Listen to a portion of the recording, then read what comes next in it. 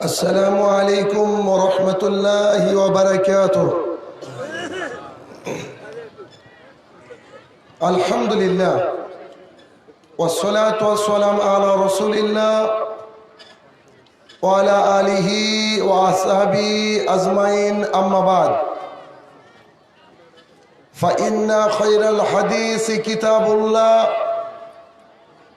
وخير الهدي هدي محمد صلى الله عليه وسلم وشر الأمور محدثاتها وكل محدثة بدعة وكل بدعة ضلالة وكل ضلالة في النار. فأعوذ بالله من الشيطان الرجيم. يا أيها الذين آمنوا وذروا ما بقي من الربا إن كنتم مؤمنين فإن لم تفعلوا فاذروا بحرب من الله ورسوله. وقال الله سبحانه وتعالى: أطيعوا الله وأطيعوا الرسول ولا تبطلوا أعمالكم. عن أنس بن مالك سمعت رسول الله صلى الله عليه وسلم قال: إن من عشر شهر أيرفع علم وأكثر الجهل وأكثر الزنا ويكل الرجال وأكثر النساء. رواه البخاري. عن أبي هريرة رضي الله عنه قال: قال رسول الله صلى الله عليه وسلم: كل أمتي يدخلون الجنة إلا من أبى. قيل يا رسول الله من أبى؟ قال: من أطاعني دخل الجنة ومن أساءني فقد أبى. عن عائشة رضي الله عنها قال: قال رسول الله صلى الله عليه وسلم: من عمل عملا ليس عليه أمرنا فهو رد. সম্মানিত উপস্থিতি, সর্বপ্রথম আল্লাহ সুবহানাহু ওয়া তাআলার বারগাহে শুকরিয়া জ্ঞাপন করব যে আল্লাহ সুবহানাহু ওয়া তাআলা বিভিন্ন প্রান্ত থেকে আমাদেরকে এখানে এসে বসার এবং দ্বীনি আলোচনা শোনার তৌফিক আদা করেছেন। যে আল্লাহ সুবহানাহু ওয়া তাআলা যার ইবাদত করার জন্য পাঠানোর পরেও তার ইবাদত না করেও দুনিয়ার বুকে কোনো বিচার করেননি, সেই রব্বুল ইজ্জতের বারগাহে শুকরিয়া জ্ঞাপনার্থে আমরা বলি আলহামদুলিল্লাহ। অতঃপর তারই প্রিয় হাবিব, সমগ্র মানব জাতির শিক্ষক, সমগ্র মানব জাতির পথ প্রদর্শক মুহাম্মদুর রাসূলুল্লাহ সাল্লাল্লাহু আলাইহি সাল্লামের উপর শতকোটি সালাত ও সালাম বর্ষিত আমরা বলি আল্লাহুম্মা আমিন। আজকে আমার বক্তৃতার বিষয় এই দিনাজপুর ভোগ্রামের কোন এক মাদ্রাসায় সামাজিক ও ধর্মীয় জাহেলিয়াত, উক্ত বিষয়ে তথ্য এবং তত্ত্ববহুল আলোচনা করার চেষ্টা করব ইনশাআল্লাহ আজিজ। হাদিস এবং কোরআন থেকে আপনাদের সামনে যতক্ষণ থাকব কথা বলবো, এই কথাগুলাকে খুব মনোযোগ সহকারে শ্রবণ করে তার মূল্যায়ন করে আগামী দিনের পাথেয় হিসাবে মস্তিষ্কের মধ্যে, অন্তরের মধ্যে ঠাঁই দিতে হবে। সবাই আমরা রাজি আছি? নিশ্চয়ই আপনারা সবাই বোবা না। আমি জোরে বললাম যে সবাই আমরা রাজি আছি, আপনাদের কি বলা দরকার? ইনশাআল্লাহ। আচ্ছা, যাই হোক, যেহেতু এখানে কোরআন এবং হাদিসের কথা হচ্ছে, আল্লাহ সুবহানাহু ওয়া তাআলা সূরা আরাফের 204 নম্বর আয়াতে বললেন যে যখন তোমাদের মাঝে কোরআন পঠিত হয় তখন তোমরা চুপ থাকো এবং শ্রবণ করো। তো এতক্ষণ যে কথা বললাম তা কোরআনের কয়েকটা আয়াত ছিল এবং ওই গায়ের মাতলু মুহাম্মদ সাল্লাল্লাহু আলাইহি ওয়াসাল্লামের মুখ নিঃসৃত কিছু বাণী ছিল যা আল্লাহর তরফ থেকে এসেছে। এগুলার জন্য আপনাদেরকে মনোযোগ সহকারে শুনতে হবে এবং তা শ্রবণ করে তার উপরে মান্যতা দান করতে হবে। এটাই ইসলাম। যেহেতু আলোচনার বিষয় হচ্ছে জাহেলিয়াত, জাহেল মানে মূর্খ, জাহেলিয়াত মানে হচ্ছে মূর্খতা। মূর্খতা কাকে বলা হয়? যার মধ্যে শিক্ষা নেই সেই মূর্খ আমরা মনে করি, কিন্তু এইখানে মূর্খ তাকে বলা হয় যার মধ্যে ইসলামিক কোনো জ্ঞান নাই, যার মধ্যে চিরজীবন ব্যবস্থার কোনো জ্ঞান নাই, যার মধ্যে শাশ্বত বাণীর কোনো জ্ঞান নাই, যার মধ্যে ওহির কোনো জ্ঞান নাই। সেই সব ব্যক্তি যদি কোনো দুনিয়াবী বিষয়ে পিএইচডি করে আসে তারপরেও সে জাহেল, মূর্খ। তাহলে জাহালাত বা অজ্ঞতা বা মূর্খতা দুই প্রকার। এক, ধর্মীয় অজ্ঞতা। দুই, সামাজিক অজ্ঞতা। প্রথমে যে আলোচনা করব তা হচ্ছে ধর্মীয় অজ্ঞতা, ধর্মীয় জাহেলিয়াত। কথা যদি আপনাদের বিরুদ্ধে যায় কিন্তু কোরআন এবং হাদিসে থাকে, তা কি মেনে নিতে রাজি? মানে আপনি একটা বিষয় আমি আপনাকে উপস্থাপন করব যেটা আপনি করেন না বা জানেন না, তা নিয়ে ঘাবড়ানোর কোনো ব্যাপার নেই। ওটাকে তাহাকিক করে যাচাই বাছাই করে কি করবেন? মেনে নেবেন। এটাই হচ্ছে একজন ভালো মুসলমানের কাজ। সামিআনা ও আতানা, শুনলাম এবং মেনে নিলাম, এটাই আমাদের চরিত্র হওয়া উচিত। এক নম্বর ধর্মীয় জাহেলিয়াত, এ জলসার আয়োজন করে মাদ্রাসা বা মসজিদের জন্য টাকা তোলা। এটা হয়ে আসছে পরম্পরা। খুব মনোযোগ দিয়ে শুনবেন, তারপরে মন্তব্য করবেন। যদিও এটাও একটা মাদ্রাসার প্রোগ্রাম, এখানে কিন্তু টাকা তোলার একটা ব্যবস্থা আছে, কিন্তু বর্তমান প্রেক্ষাপটে বেশিরভাগ আপনার মাদ্রাসায় যেটা আমি দেখেছি ওটাকে তুলে ধরবো। ওই ঘটনাটা এই মাদ্রাসায় আলহামদুলিল্লাহ ঘটেনি। এগুলা মানুষের অ্যাওয়ারনেস হওয়ার জন্য প্রয়োজন। বিগত দিনের অভিজ্ঞতা থেকে যেটুকু দেখেছি সেটা হচ্ছে মাদ্রাসা বা মসজিদ বা গোরস্থানের উন্নতিকল্পে যখন জলসা করা হয় তখন একজন নামী বক্তাকে ইনভাইট করা হয়। কেন? তার নাম শুনলে এলাকাবাসী ছুটে আসবে আর তাকে প্রধান হিসেবে রাখা হয়, সর্বশেষে রাখা হয়। মিডিলে যখন লোকজন জমে যায় এই মুহূর্তে আদায়কারী একজন বক্তাকে তোলা হয়। একজন পাক্কা আহলুল হাদিস, সহিহ হাদিসের আওতায় সহিহ হাদিস নিয়ে যারা মাদ্রাসা পরিচালনা করেন, মসজিদ পরিচালনা করেন, তারা যখন আদায়কারী বক্তা খুঁজেন বেশিরভাগই আদায়কারী বক্তা হয় বিদাতি। বুঝছেন আমার ভাষা? মানে এই জায়গায় মাদ্রাসা কমিটি মানবিস করে না। ওই মাদ্রাসা কমিটিকে যদি বলা হয় যে একজন বিদাতি বক্তা আপনি আপনার স্টেজে তুলবেন কি, উনি অনেক বড় ইমানদার সেজে বলবেন জি না, আমরা তো সহি তরিকার মানুষ, কোরআন এবং সুন্নাহ মেনে চলার মানুষ, সুতরাং আমরা কখনোই বিদাতিকে আশ্রয় দেব না। কিন্তু যখনই স্বার্থের বুলডোজার বুকের উপরে চলে যায় তখন কিন্তু আর কষ্ট হয় না, একটা বিদাতি বক্তাকে ধরে নিয়ে আসে আর সে সুর দিয়ে গজল দিয়ে দান চাইতে থাকে, যেটা পুরোপুরি শরীয়ত বিরোধী কাজ। আল্লাহ রসুল সাল্লাল্লাহু আলাইহি সাল্লাম বলেন, যদি কোনো ব্যক্তি তোমার প্রতিষ্ঠানে দান করে, তোমাকে দান করে, তাহলে তুমি বলো আল্লাহুম্মা সাল্লি আলাই, আল্লাহুম্মা বারিক আলাই। এতটুকু বলতে হবে। এর উপরে যত সুর করবেন, এর উপরে যত শায়রি করবেন, সবগুলো হচ্ছে ইসলামে নিষিদ্ধ। যার অধিকাংশ বক্তারাই কিন্তু এভাবে দান তুলতে গিয়ে এমন একটা পর্যায়ে পৌঁছে যায়। আমার নিজে কানে শোনা বক্তার কথা একটা উদাহরণ দিচ্ছি। ও এমনভাবে বলতে বলতে এক পর্যায়ে গিয়ে বলছে, 10 টাকা দিল দান নামে শরীফুল, ও গো আল্লাহ নেকি দিতে করিও না ভুল। বুঝেননি মনে হয়? উনি বক্তা সাহেব স্মরণ করে দিচ্ছেন আল্লাহকে, আল্লাহ গো তুমি তো ভুল ভাল করো, নাউজুবিল্লাহ। তুমি তো ভুলভাল করো, তো এই যে শরীফুল দিল তোমাকে আমি স্মরণ করিয়ে দিলাম দুনিয়া থেকে, খবরদার জন্য ভুল না হয়। এ বাক্য চলবে? কথা বলেন চলবে? যা করতে হবে ইসলামের তরিকায় করতে হবে।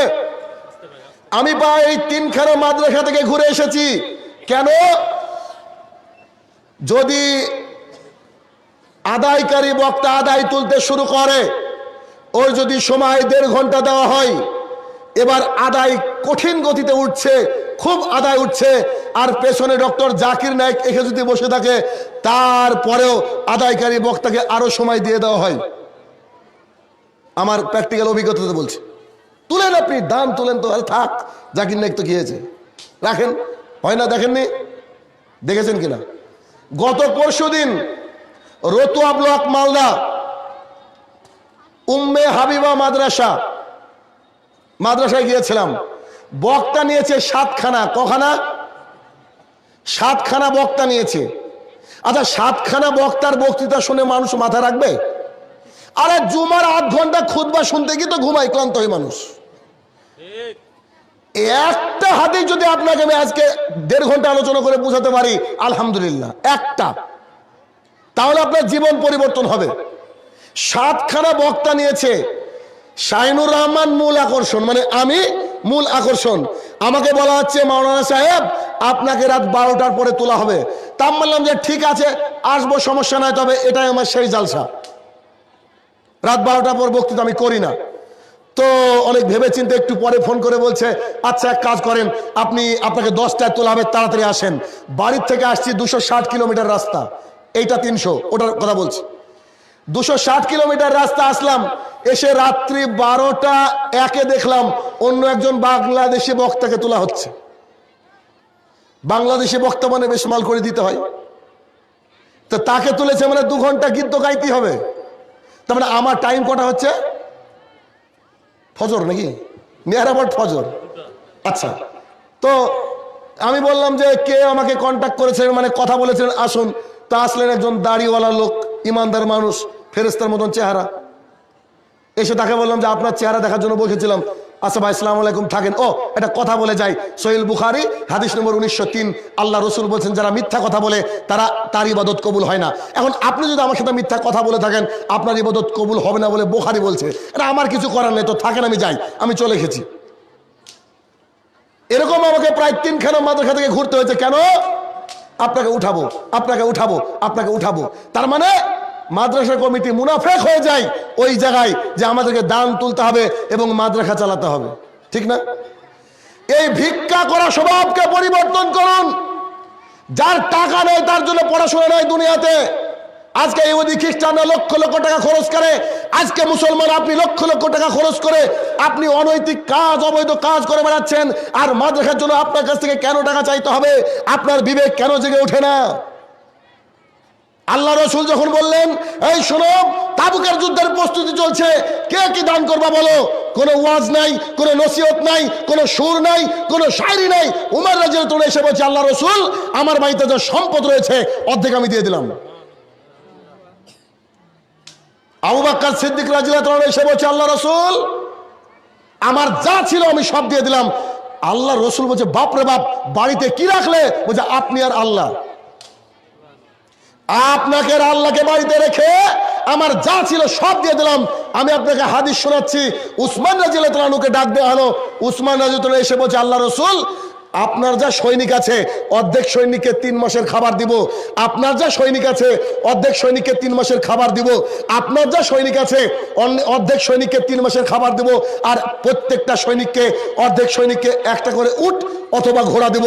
সৈনিক সংখ্যা ছিল 30,000। 15,000 লোককে 3 মাস খাওয়াবে, আর 15,000 উট অথবা ঘোড়া দেবে।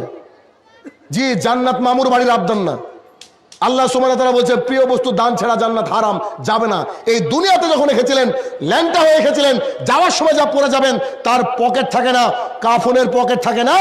আজকে আপনার 10 বিঘা সম্পত্তি রয়েছে, আজকে যদি 1 বিঘা মাদ্রাসায় দান করেন তো কালকে থেকে মরার পরে আপনার আমলনামায় লিপিবদ্ধ হয়ে যাবে, আপনি দেখতে পাবেন কিয়ামতের মাঠে ছায়া হবে, আপনার জান্নাতে যাওয়ার জন্য এটুকুই যথেষ্ট।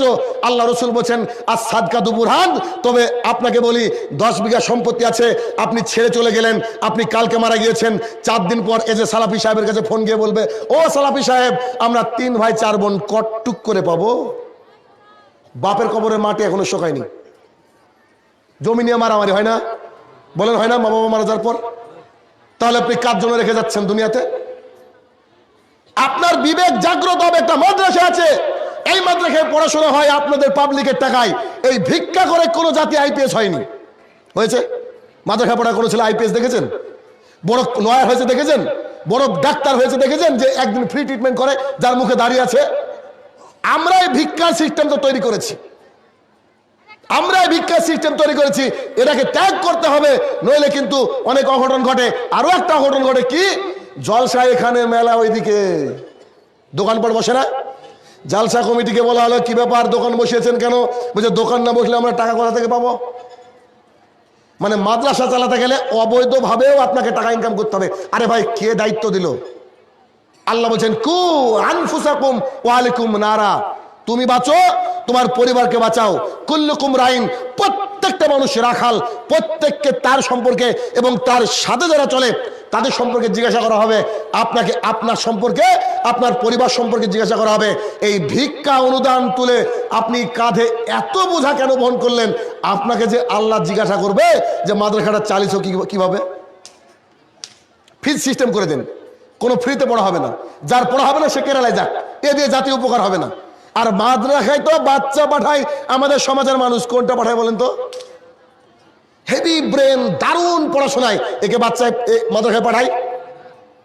কার এক হাত নাই, কার চোখ নাই, কার ঠ্যাঙই নেই একটা, ওকে মাদ্রাসায় পাঠানো হয় কেন?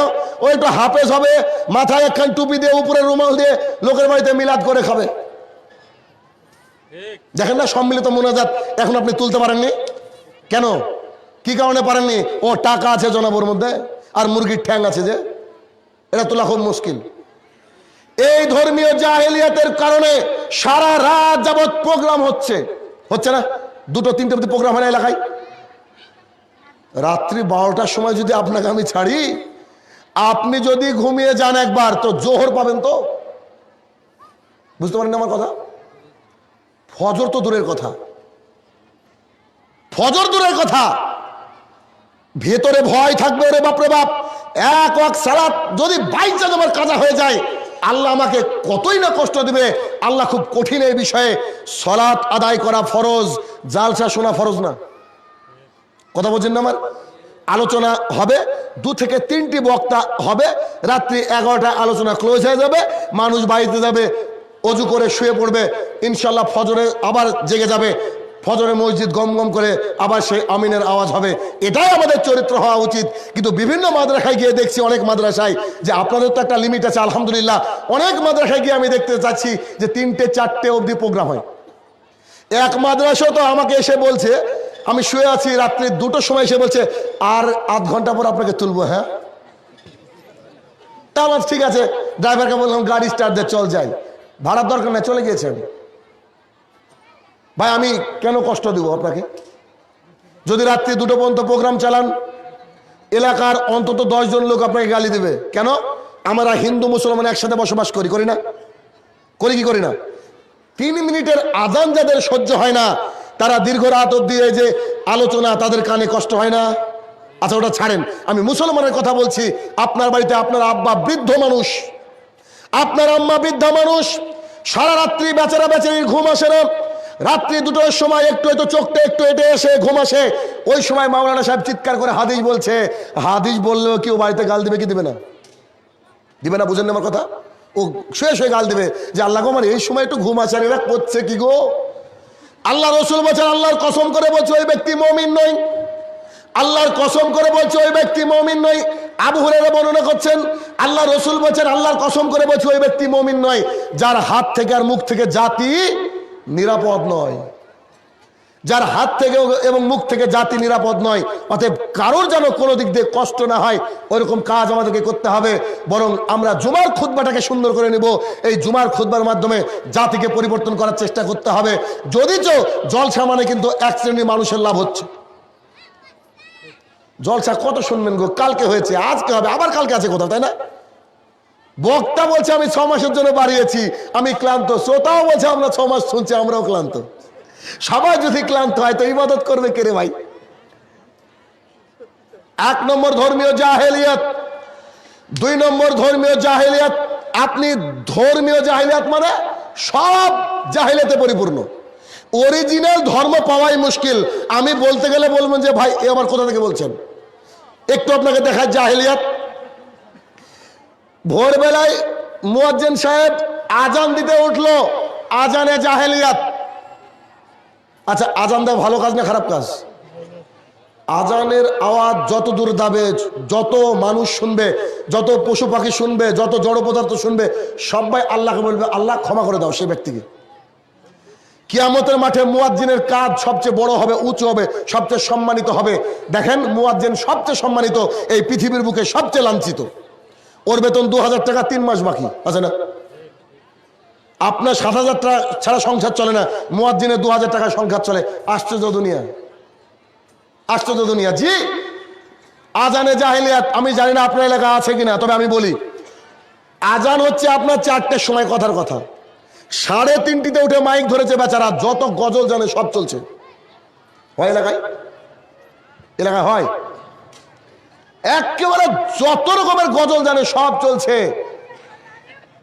ওর মধ্যে আবার গানও চলছে। আছেন এখন কিছু বক্তারা, পরশুদিন কি তার আগের দিনে স্টেজে উঠলাম, এক বক্তা দেখছি লাগাতার গান করে যাচ্ছে। তো পাবলিককে জিজ্ঞাসা করলাম যে 2 ঘন্টা বক্তৃতা শুনলেন, কি বুঝেছেন? একটা কথা বলেন, কেউ কথা বলে না। তা বললাম বলেন তো, আমার মতো এত সুখী নেই তো কারো জীবন, কোন সিনেমার গান? তো যে বাবা কেন চাকর, তারপরে ওকে পিটতে পারলেন না বক্তাকে? ও গান করবে স্টেজে মানে? এটা তো জালসা স্টেজ। তার জন্য বলছে আরো বলেছে একটা নাকি। আশ্চর্য ব্যাপার, দুনিয়া আছে কোথায়? আমাকে আপনি গান শুনতে ডেকেছেন? তা বললাম যে ঠিক আছে, এবার যা আশা করেছেন, পরের বছর অরিজিৎ সিংকে ডাকবেন আর কুমার শানুকে, ব্যাস সুর শুনবেন তো আপনারা। আজানের আগে মসজিদে মাইকে কোনো কিছু বলাই বিদআত বা ধর্মীয় জাহেলিয়াত। ওই সময় অনেকে তাহাজ্জুদের সালাত আদায় করে, আর আপনি উঠে ইয়া নবী সালাম আলাইকা বলে শুরু করেছেন, আপনাকে জাতি গালি দেয়। এটা যে ধর্মীয় জাহেলিয়াত। আজান হয়ে গেল, মানুষ চলে গেল মসজিদে। মসজিদে গিয়ে প্রথমে যে অনেক মসজিদ আছে দেখবেন, প্রথমে গিয়ে বসে, দেখেননি? প্রথমে গিয়ে মসজিদে বসেছেন, এরা যে অন্যতম ধর্মীয় জাহেলিয়াত। আল্লাহ রসুল বলছেন খবরদার তুমি মসজিদে বসবে না। মসজিদের আদব হচ্ছে বসার পূর্বে মিনিমাম অ্যাটলিস্ট 2 রাকাত সালাত আদায় করতে হবে, না হলে দাঁড়িয়ে থাকতে হবে। বসার অনুমতি নাই। বসতে যদি চান কি করতে হবে? 2 রাকাত সালাত আদায় করতে হবে। 2 রাকাত সালাত আদায় না করলে আপনি বেয়াদব। কারণ কি? মসজিদের আদব হচ্ছে 2 রাকাত সালাত আদায় করা, না আদায় করলে কি হবে? বেয়াদব। আদবের বিপরীত বেয়াদব, নইলে দাঁড়িয়ে থাকতে হবে। এবার নামাজ শুরু হয়ে গেল। যখন সালাতে দাঁড়িয়ে পড়ছেন ইন্নী ওয়াজ্জাহতু ওয়াজহিয়া লিল্লাহি ফাতরাস সামাওয়াতি ওয়াল আরদ, পড়েন কি পড়েন না? এটা কি ভাই? জায়নামাজের দোয়া। জি, এটা একটা ধর্মীয় জাহেলিয়াত, পৃথিবীর কোন গ্রন্থে নাই। আরে আমাদের গ্রন্থে তো নাই, রামায়ণ মহাভারত নেই। মানুষ বানিয়ে ফেললো কি? এটা যে জায়নামাজের দোয়া, সবকিছুর দোয়া আছে। এটা জায়নামাজের দোয়া, এটা হচ্ছে দোয়া সানা বলতে পারেন আপনি। সুবহানাক আল্লাহুম্মা আল্লাহুম্মা বাইত বাইনি, এই জায়গায় আপনি পড়তে পারেন। এটাকে ঢুকে দিয়েছে, এটা জায়নামাজের দোয়া। যদি মসজিদে জায়নামাজ না থাকে তাহলে এটা কিসের দোয়া? তারপরে দাঁড়িয়ে গেল সালাত। ইমাম সাহেব ইকামত দিতে বললেন, ইকামত হয়ে গেল। ইমাম সাহেব বলছে আল্লাহু আকবার। এটা অন্যতম জাহেলিয়াত। 23 বছর যাবত আল্লাহ রসুল সাল্লাল্লাহু আলাইহি ওয়াসাল্লাম একদিনও এই কথা বলতে মিস করেননি। আল্লাহ রসুল তাদের দিকে দাঁড়িয়ে, মুক্তাদির দিকে দাঁড়িয়ে বলতেন সাউ সুফুফাকুম অত্তারাসু সুদ্দু খেলালাকুম। এই সাহাবীরা শোনো, তোমরা একে অপরের সাথে লেগে লেগে দাঁড়াও, প্রাচীরের মতো শক্ত হয়ে দাঁড়াও, একেবারে সীসা ডালা প্রাচীরের মতো শক্ত হয়ে দাঁড়াও। আল্লাহ রসুল কতদিন বলেছেন? 23 বছর। জি, আপনার ইমাম সাহেব বলে মসজিদে প্রতিদিন? এটা বলে? জি, প্রতিদিন মানে কি পেছনে 2 জন মানুষ থাকলে বলতে হবে। আবু দাউদ 666 নম্বর হাদিস। আল্লাহ রাসূল 23 বছর যাবত কাতার সোজা করার জন্য বলেছেন। বলতে হবে আপনাকে, যদি না বলেন এটা যে ধর্মীয় জাহেলিয়াত।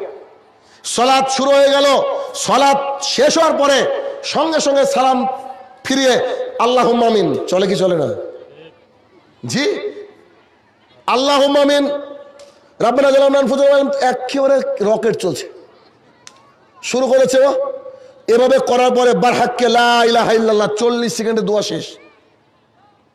দেখেন এরকম সঙ্গে সঙ্গে মুখে মাসা করলো, 40 সেকেন্ডে দোয়া শেষ। দোয়া করার সিস্টেম কি? 1, সময় বের করতে হবে। 2, বিনয়ের সাথে বলতে হবে। 3, কাঁদো কাঁদো সুরে বলতে হবে। 4, ইতস্ততা বোধ করলে চলবে না। 5, আল্লাহর কাছে অনুনয় বিনয় করে চাইতে হবে, আরামের সাথে চাইতে হবে। জি, এতগুলা কথার একটা মিল আছে আপনার? আপনি কি বললেন? এত রকেটের গতিতে বললেন কি? আপনি শুরু করলেন রব্বানা জালাম না, পরে বলছেন যে বারহাক্কে লা ইলাহা ইল্লাল্লাহ। জি, এভাবে তো আল্লাহ রাসূল কখনো দোয়া শেষ করেননি। কি দেখাতে চাইছেন? জি, দোয়া যদি করতে হয় একা একা করেন, সময় নিয়ে করেন। একটা জিনিস চাইবেন, আল্লাহর কাছে হাত তুলে হামছানা পাঠ করার পরে বলেন, আল্লাহ গো, আপনার কাছে দোয়া করছে আমার স্ত্রী অসুস্থ, আমার স্ত্রীকে আপনি শেফা দান করেন। আবার আল্লাহর প্রশংসা, আল্লাহ রাসূলের প্রশংসা করে এবার আপনি শেষ করবেন দোয়া। মুখে মাসে করা যাবে না, দলিল নাই। আপনি যে নামাজ শেষ করে রাইফেলের গুলির মতো হাত তুলে বলছেন বারহাক্কে লা ইলাহা ইল্লাল্লাহ, ভেতরে কি বললেন এটা আল্লাহ বুঝেছে, আর কে বুঝতে পারেনি। ইমাম সাহেব নিজেও জানেন যে কি বলেছে। দেখেননি মসজিদে সঙ্গে সঙ্গে এটা শুরু হয়ে যায়। এটা যে অন্যতম জাহেলিয়াত, এই জাহেলিয়াতকে ত্যাগ করতে হবে। বহু মসজিদে এই জাহেলিয়াত আছে। অনেকে মনে করে যে সালাতের পরে সম্মিলিত মুনাজাত আদায় না করলে নামাজই হয় না। মনে করে কি করে না? দোয়া তো করলেন, আবার এই গতিতে সালাতে জাহেলিয়াত। আর একটা সালাতে জাহেলিয়াত, সেটা হচ্ছে রমজান মাসে তারাবির সালাত যখন আদায় করেন, 8 রাকাত তারাবি পড়েন বা 20 রাকাত পড়েন, 8 ঘন্টাতে অল প্যাকেজ ক্লিয়ার। বুঝলেন আমার কথা? ঈশান নামাজ প্লাস তারাবি কতটুকু সময় লাগে আপনার মসজিদে? ঈশার নামাজ প্লাস তারাবি কতটুকু সময় লাগে? 8 ঘন্টা? 1 ঘন্টা? 1 ঘন্টা লাগে। তো 1 ঘন্টা লাগে, মাশাআল্লাহ, ভালো। তা আমাদের যে তারাবির 8 রাকাত আদায় করতে 2 ঘন্টা লাগে, 2.5 ঘন্টা লাগে, কি ব্যাপার? এটা বুঝলাম না তো। আয়েশা রাদিয়াল্লাহু তাআলাকে একজন এসে জিজ্ঞাসা করছেন, ও আয়েশা আম্মা জান, আপনি কি বলতে পারেন আল্লাহ রাসূলের রমজান মাসের নামাজ কেমন ছিল? আয়েশা রাদিয়াল্লাহু তাআলা বলছেন যে আল্লাহ রাসূলের রমজান এবং রমজানের বাইরে যা নামাজ ছিল তা তোমরা আমাকে তার সৌন্দর্য জিজ্ঞাসা করো না। এত লম্বা ছিল, এত দীর্ঘ ছিল, এত লম্বা ছিল, এত দীর্ঘ ছিল, সাহাবীরা বলছে যে যা, আজকে তোমরা সাহারি খাওয়া হলো না। যদি রাত 9টায় শুরু করে, তারপরে বলছে যে সাহারি খাওয়া হলো না। নামাজের গতি কি ছিল? তারাবি মানে তারবি হাতুন ধাতু থেকে এসেছে, যার মানে ধীরে ধীরে। তো তারাবি মানে তাড়াতাড়ি, কি করে বুঝলেন আপনি? তারাবি মানে 4 রাকাত পরে বিশ্রাম নিতে হবে আপনাকে। 4 রাকাত পরে লং পজ নিতে হবে, লং বিশ্রাম নিতে হবে। বিশ্রামের নামই হচ্ছে তারাবি। এই যে অন্যান্য মসজিদে 37 রাকাত নামাজ পড়ে 8 ঘন্টা, ইন্নালিল্লাহ। এই নামাজ দিয়ে পাওয়া যাবে আল্লাহর কাছে, স্থান পাওয়া যাবে? সহিহ বুখারী হাদিস নম্বর 104, পৃষ্ঠা নম্বর 104। একজন ব্যক্তি মসজিদে আসলেন, 2 রাকাত অথবা 4 রাকাত সালাত আদায় করলেন। এসে আল্লাহ রাসূলকে বলছেন আসসালামু আলাইকুম।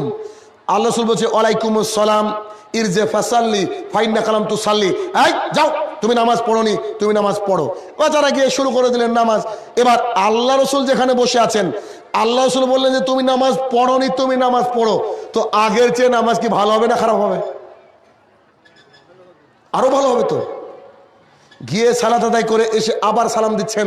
আল্লাহ রাসূল বলছে ইরজি ফাসাল্লি ফাইন্না কালাম তুসাল্লি, যাও, তুমি নামাজ পড়োনি, তুমি নামাজ পড়ো।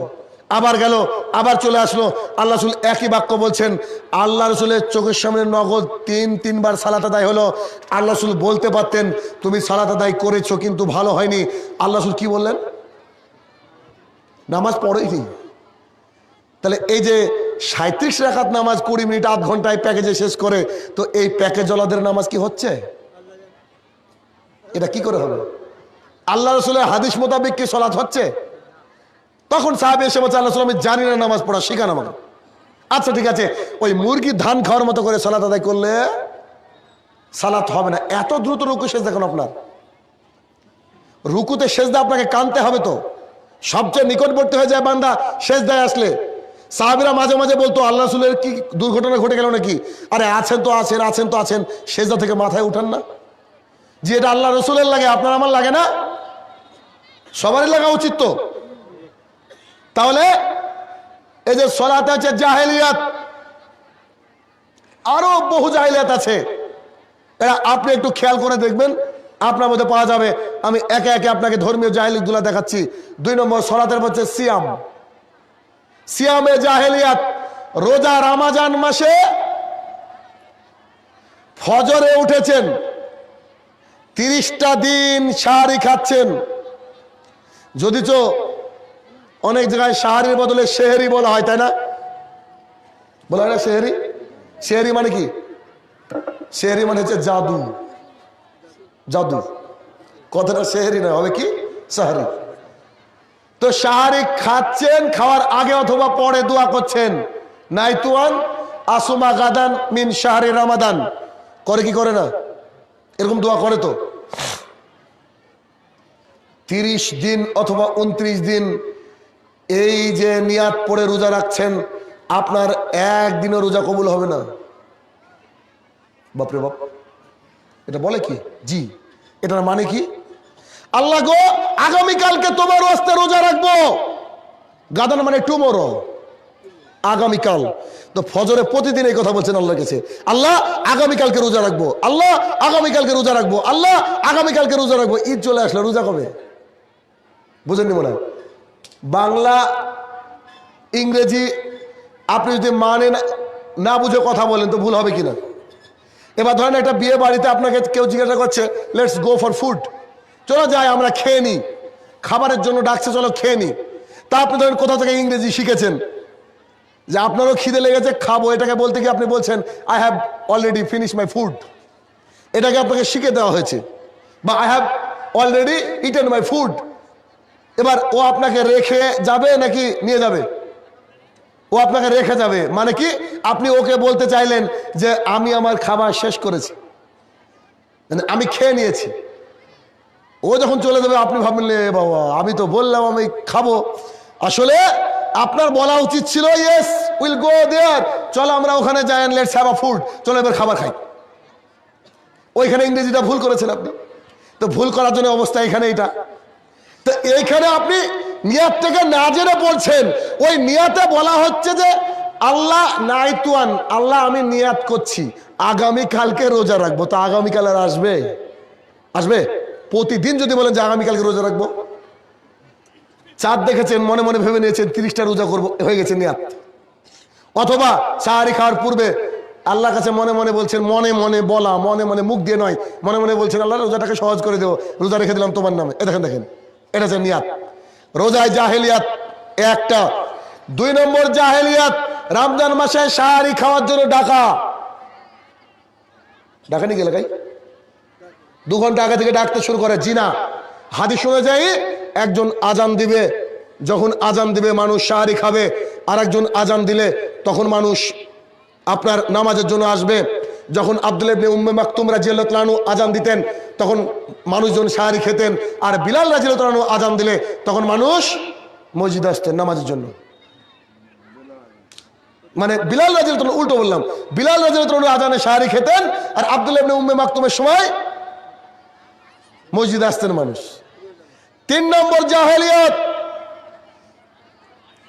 আছেন আপনাদের, আমি জানি কিনা, ওই যে মাগরিবের ঠিক 5-7 মিনিট আগে মাইকে বলে কি বলে না, আর 2 মিনিট সময় আছে, অজু করে নেন, বলে না? এটা হচ্ছে জাহেলিয়াত অন্যতম। আপনার প্রত্যেকটা বাড়িতে এমন কোনো বাড়ি নাই যে বাড়িতে মোবাইল ফোন নাই এখন, তাই না?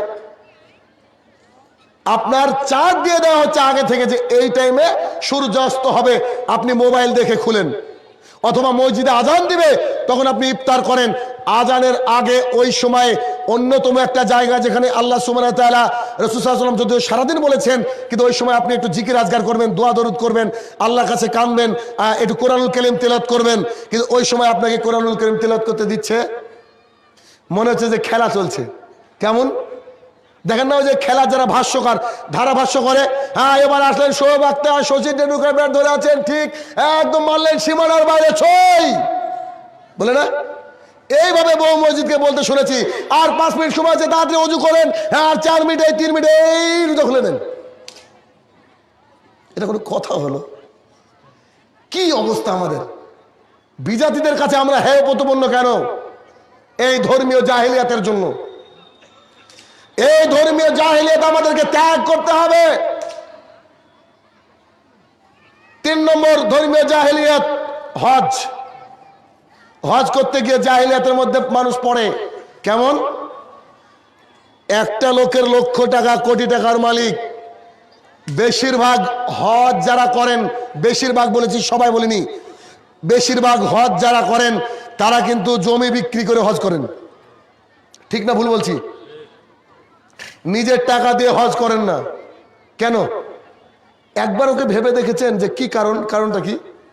জি জনাব, ও নিজে বুঝতে পেরেছে বিড়ি বিক্রির টাকা, এটা দিয়ে হজ হবে না। এটুকু কাউকে বুঝাতে পারিনি যে এটা খেয়ে ইবাদত কবুল হবে না।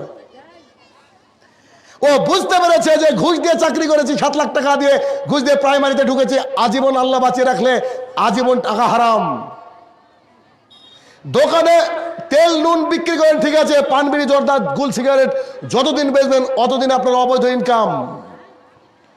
বাড়িতে লোনের ব্যাপার রয়েছে, সুদের ব্যাপার রয়েছে, ঘুষের ব্যাপার রয়েছে, যতদিন ওটা খেয়ে সবাই ইবাদত কবুল করবেন, কাবার গিলাফ ধরে কানলো আল্লাহ দোয়া কবুল করবে না। এবার ওই ব্যক্তি কত বড় মানে ভাওতাবাজ যে নিজের টাকাকে রেখে বাবার জমি বিক্রি করেছে, মানে ওর বাবার প্রতি বিশ্বাস আছে, বাবা হালাল টাকা দিয়েই জমিটা ক্রয় করেছিল, অতএব জমি বিক্রি করে ফ্রেশ ভাবে হজ করছে, অথচ যে খাবারটা খেয়ে যাচ্ছে ওই খাবারটা হারাম। আল্লাহ রাসূল সাল্লাল্লাহু আলাইহি ওয়াসাল্লাম একজন ব্যক্তি সম্পর্কে বললেন, একজন ব্যক্তি ফাঁকা মাঠে গিয়ে 2 হাত তুলে বলছে, ইয়া রাব্বি ইয়া রাব্বি, হে আমার প্রতিপালক, হে আমার প্রতিপালক, এভাবে বলছে। আল্লাহ রসুল আমাদেরকে জানানোর জন্য বলছে, আচ্ছা বলো তো তোমরা, এই লোকের কি দোয়া আল্লাহ কবুল করবে যে এখনই খাবার খেলো হারাম, গায়ে যে পোশাক হারাম, ও পানীয় পান করলো হারাম, লাস্টে আল্লাহ রসুল বলছে ও গুজিয়া বিল হারাম, ওর বেড়ে ওঠাটাই হারাম। হারামের মাধ্যমেই ও বেড়ে উঠেছে, ওর জীবনটাই হারাম।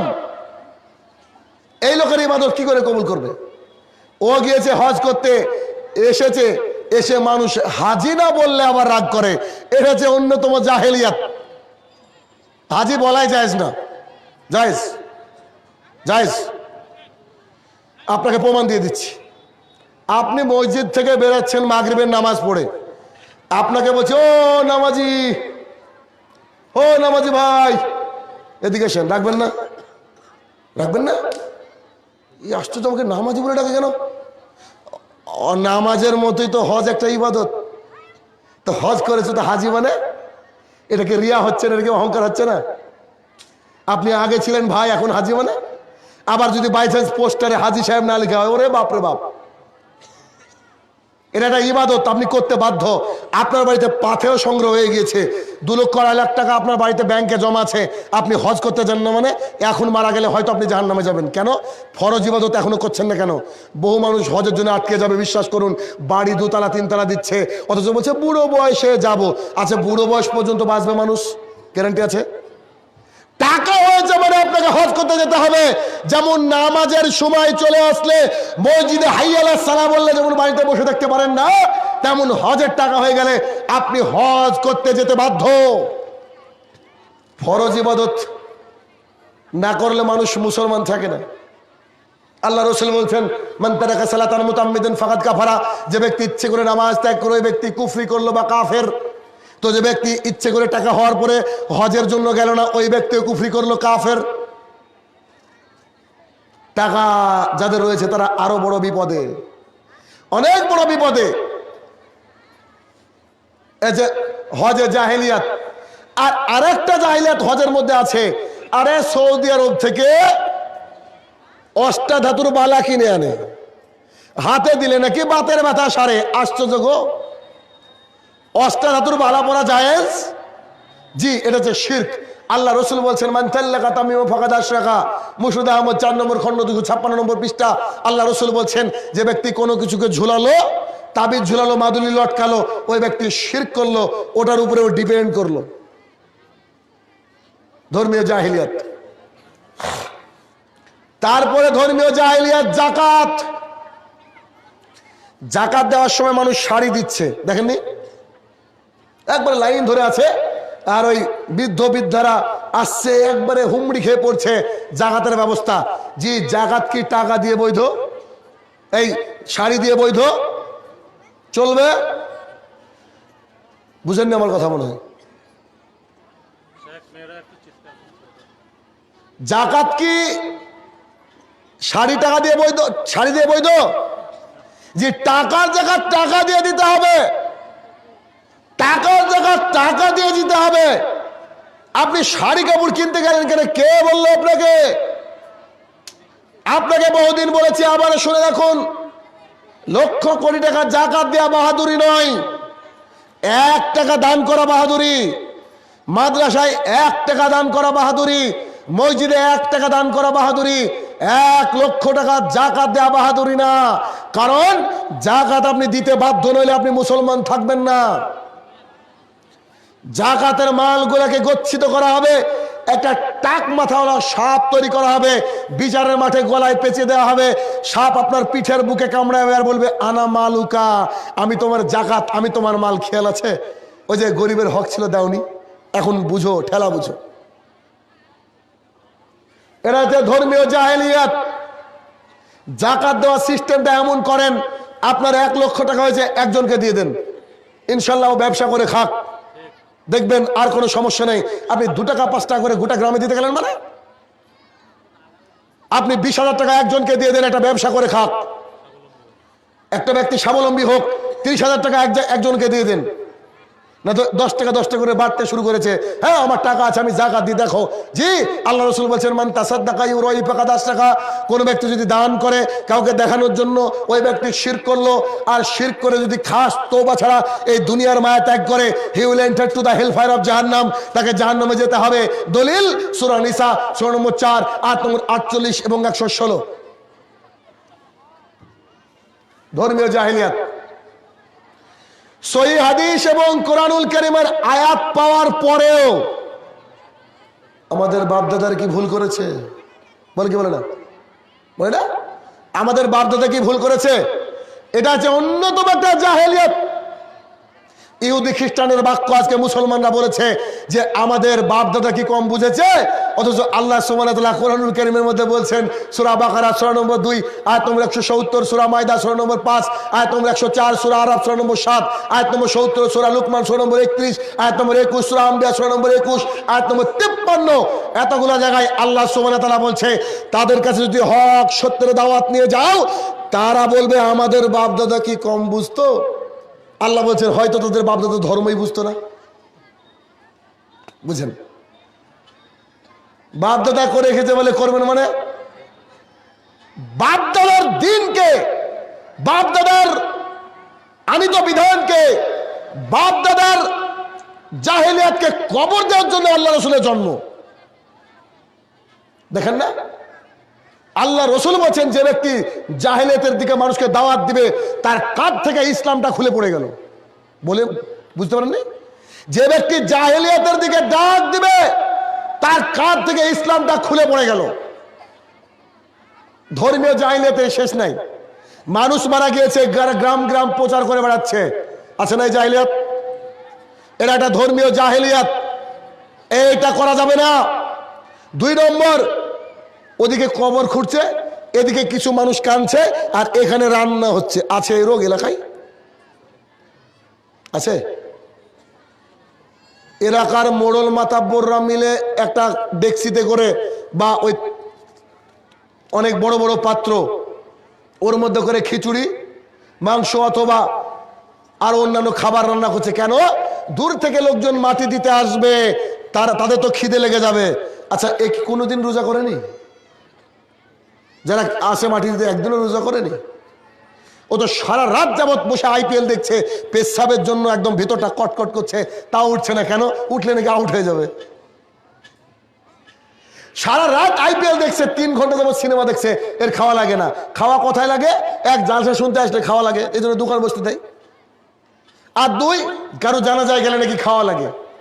এটা যে ধর্মীয় জাহেলিয়াত। আপনার মসজিদে ঢুকে দেখা যাচ্ছে একদিকে মোহাম্মদ, একদিকে আল্লাহ, নাউজুবিল্লাহ মিন জালিক। এটা যে ধর্মীয় জাহেলিয়াত। কোন কিছু শুরুতে আপনি লিখছেন 786, এরা যে ধর্মীয় জাহেলিয়াত। আবার এক শ্রেণীর মানুষ আছে 786/92 লিখে, দেখেছেন না? 92 মানে কি বলেন তো? আল্লাহ রসুল। আল্লাহ রসুল, তাহলে 92 মানে যদি আল্লাহ রসুল হয়, তাহলে আল্লাহ রসুলের নামের পরিবর্তে 92 ব্যবহার করে যদি জায়েজ হয়, আমি আপনাকে লজিক্যাল কথা বলছি, তাহলে দরুদ পড়েন তো। দরুদ আল্লাহুম্মা সাল্লি আলা 92 ওয়া আলা আলি 92 হবে? বেয়াদব মনে হচ্ছে না আমাকে? কথাটা বলছি তো? জি। অতএব এটা জায়েজ নয়। কয়েদিদের জেলখানায় নাম্বার থাকে 92-93, থাকে না? ওটাকে আল্লাহ রসুলের নামের সাথে ফিট করে দিয়ে বলছে আমরা হচ্ছে মোহাব্বতের রসুল, আশেকে রসুল। সারা বছর সুদ ঘুষের মধ্যে লিপ্ত থাকবে, আর 12ই রবিউল আউয়াল আসলে রাস্তা রাস্তা মিছিল করে বেড়াবে আর বলবে ইয়া নবী সালাম আলাইকা। এটা হচ্ছে অন্যতম জাহেলিয়াত। আছে এলাকায় ইয়া নবী সালাম আলাইকা, অন্যতম জাহেলিয়াত। ইয়া নবী বলে ডাকাই জায়েজ নয়। ইয়া নবী মানে কি জানেন? এই নবী বলা যাবে? আল্লাহ বলছেন ইয়া ইউর রসুল, হে আমার সম্মানিত নবী, সম্মানিত রসুল। আল্লাহ সম্মান দিয়েছে। বড় মানুষকে সম্মান দিতে হয়, আল্লাহ বুঝিয়েছেন। আমরা বলছি ইয়া রসুল সালাম আলাইকা। আরে বাপরে বাপ, দেখেন কত বড় জাহেলিয়াত। তারপরে জানাজায় উপস্থিত হয়ে গিয়েছেন। জানাজায় গিয়ে কবরস্থ করার পরে জানাজা যখন করলেন, বিশাল একটা লম্বা চড়া দোয়া করলেন। দোয়া করার পরে আবার গিয়েছেন, গিয়ে এবার মাটি কবরস্থ করার পরে লম্বা একটা দোয়ার জন্য দাঁড়িয়ে আছেন। এটা যে ধর্মীয় জাহেলিয়াত। এ বাক্য বোঝানো মুশকিল। জানাজার দোয়া যার মুখস্থ আছে সে জানেন, ওর মধ্যে কিচ্ছু নাই যে এমন নাই। আল্লাহ যারা উপস্থিত ক্ষমা করো, যারা উপস্থিত নাই ক্ষমা করো, যারা ছোট ক্ষমা করো, যারা বড় ক্ষমা করো, নারীদেরকে ক্ষমা করো, পুরুষদেরকে ক্ষমা করো, যারা এখানে মারা গিয়েছে তাদেরকে ক্ষমা করো, যারা জীবিত আছে ক্ষমা করো। আছে না দোয়া? আছে না? তারপরে আবার আপনি দোয়া করতে গেলেন কেন? আবার কি চান? এটা তো বুঝি না, আবার চান কি আপনি? এটা হচ্ছে অন্যতম ধর্মীয় জাহেলিয়াত। আপনার নামাজ শেষ হয়ে গেল, আপনি আঙুলে তসবি দানা গুনবেন। তসবি দানায় তসবি গুনছে। এটা হচ্ছে ধর্মীয় জাহেলিয়াত। এটা হচ্ছে ধর্মীয় জাহেলিয়াত। টুপি ছাড়া মসজিদে গিয়েছেন আপনি, মুসাফির মানুষ অথবা এমনি গিয়েছেন, সব লোকগুলা ড্যাব ড্যাব ড্যাব ড্যাব করে তাকিয়ে আছে। আরে কত বড় বিয়াদব গো, টুপি ছাড়া সালাত আদায় করে। ওই চাচা একদিনও পড়েনি, বেটা দাড়ি কোথায়? বুঝলেন আমার কথাটা? বেটা তোমার দাড়ি নাই কেন? দাড়ি বিহীন মানুষকে দেখে কেউ চোখ বড় করে তাকায়নি, কিন্তু টুপি ওলা মানুষকে নামাজ আদায় করতে দেখলে চোখ বড় করে তাকায়। এমনও মসজিদ আছে নামাজ চলাকালীন রানিং টুপি দিয়ে দেয়, এরকম আছে। এটা হচ্ছে জাহেলিয়াত। পোশাক নিয়ে আজকে প্রোপাগান্ডা করা হয়। আরে বাপরে বাপ, সাহাবীরা পোশাক পর্যন্ত পরতে পারেনি। আজকে এই জাহেলিয়াতের কবল থেকে মুক্তি পাওয়া খুবই মুশকিল। আপনার আগামী দিনের জুমার খুতবায় মসজিদে মসজিদে যে আরবি খুতবা হবে, এই আরবি খুতবা সমাজের জন্য জাহেলিয়াত। জাহেলিয়াত না? খুতবা মানে কি? বক্তৃতা। বক্তৃতার মাধ্যমে মানুষ কি হয়? পরিবর্তন হয়। আল্লাহ সুবহানাহু ওয়া তাআলা সপ্তাহে একদিন রাখলেন যে মানুষকে চলমান বিষয় সম্পর্কে অবগত করাবেন খতিব সাহেব, এবং কি করণীয়, কি করবেন এই বিষয়ে আলোচনা করবেন। এখনকার হট টপিক এনআরসি নিয়ে আপনার আলেম আলোচনা করবে, বাঁচার রাস্তা আপনার আলেম দিবে। এটাই শরীয়ত হওয়া উচিত ছিল, কিন্তু আমরা উল্টো 12 চাঁদের 13 খুতবা, একই খুতবার বই দেখে ইমাম সাহেব পড়ে যাচ্ছেন, ও বুঝে না কি পড়লো, আর মানুষ তো ঘুমাচ্ছে। জুমার দিনের হাকিকাত আপনাকে একটা বলছি, এটা আপনার মসজিদে টেস্ট করেন তো, বা করেছেন কেউ? জুমার দিনে দেখবেন বেশ কিছু লোক ঘুমায় না? ঘুমানোর পেছনে কারণ একটা, কেউ বুঝে না তো কি বলছে, তো ঘুমিয়ে আছে। ঘুমানোর পরে যখন খুতবা শেষ হয়ে যায়, তারা সবাই সালাত আদায় করে, তো করে না? এখন আপনাকে আমার প্রশ্ন, ঘুমালে অজু থাকে, ও বিনা অজুতে নামাজ পড়ছে কেন? কি কারণে পড়ছে? ইমাম সাহেব সচেতন না তাই। একদিন আমি বসে আছি একটা মসজিদে, ওদিন আমার খুতবা নাই, শারীরিক অবস্থা খারাপ, গলা কন্ডিশন খারাপ, খুতবা দেবো না, আমি মসজিদে দেরিতে গিয়েছি, খুতবা চলছে একজন ব্যক্তির, আমি বসে আছি মসজিদে। চট করে আমি খুব মনোযোগ সহকারে কারো বক্তৃতা শুনি, আলহামদুলিল্লাহ, শুনতে শুনতে শুনতে দেখছি একটা নাক ডাকার আওয়াজ আসলো, একটু করে অল্প করে নাক ডাকার আওয়াজ। চমকে গেলাম, কিরে, সাইডে এসে এক ব্যক্তি নাক ডাকছে। আমি ভাবলাম যে কিছু লোককে তো পাওয়া যাবে, তাহলে ঘুমাচ্ছে মনে হয়। ব্রেনটা আমার তখন খুললো, খুতবাতে কান দিয়ে চোখটাকে আমি মেলালাম মসজিদে, দেখি তো কেউ আরো ঘুমাচ্ছে কিনা। 5 থেকে 6 জনকে আমি দেখতে পেলাম, ওটা আসলে আমাদের মসজিদ। 5 থেকে 6 জনকে আমি দেখতে পেলাম যে তারা ঘুমাচ্ছে। ওকে, খুতবা শেষ হয়ে গেল, ইমাম সাহেব দাঁড়িয়ে পড়েছে, যে বলবে ইকামত দাও। আমি বললাম, এই দাঁড়াও। আমি বললাম, যারা যারা ঘুমিয়েছিল অজু করে আসো। ভাই, কেউ ঘুমায়নি মসজিদে, কেউ অজু করার নাই, কেউ ঘুমায়নি, সবাই বসে আছে, দাঁড়িয়ে আছে, কেউ কোনো বাইরে যাওয়ার কোনো ব্যাপার নেই। তো সবাই জানে আমার সম্পর্কে আমি কেমন, মুখেও যা হাতেও তাই। তা আমি বললাম যে লাঠি তো এখানে আছে, আমি কিন্তু 5-6 জনকে দেখেছি আপনারা ঘুমাচ্ছিলেন, তাড়াতাড়ি অজু করে আসেন। 20 থেকে 22 জন দেখছি বাইরে গেছে, মানে এইগুলো আমার চোখের আড়ালে ছিল, এগুলো দেখতেই পাইনি। তাহলে এটা চলে না বহু মসজিদে? হাঁটুর মধ্যে মাথা ঢুকিয়ে ঘুমাচ্ছে, কি করবে বাচ্চারা, সারাদিন খেটে এসেছে, এখন করে ঘুমাচ্ছে।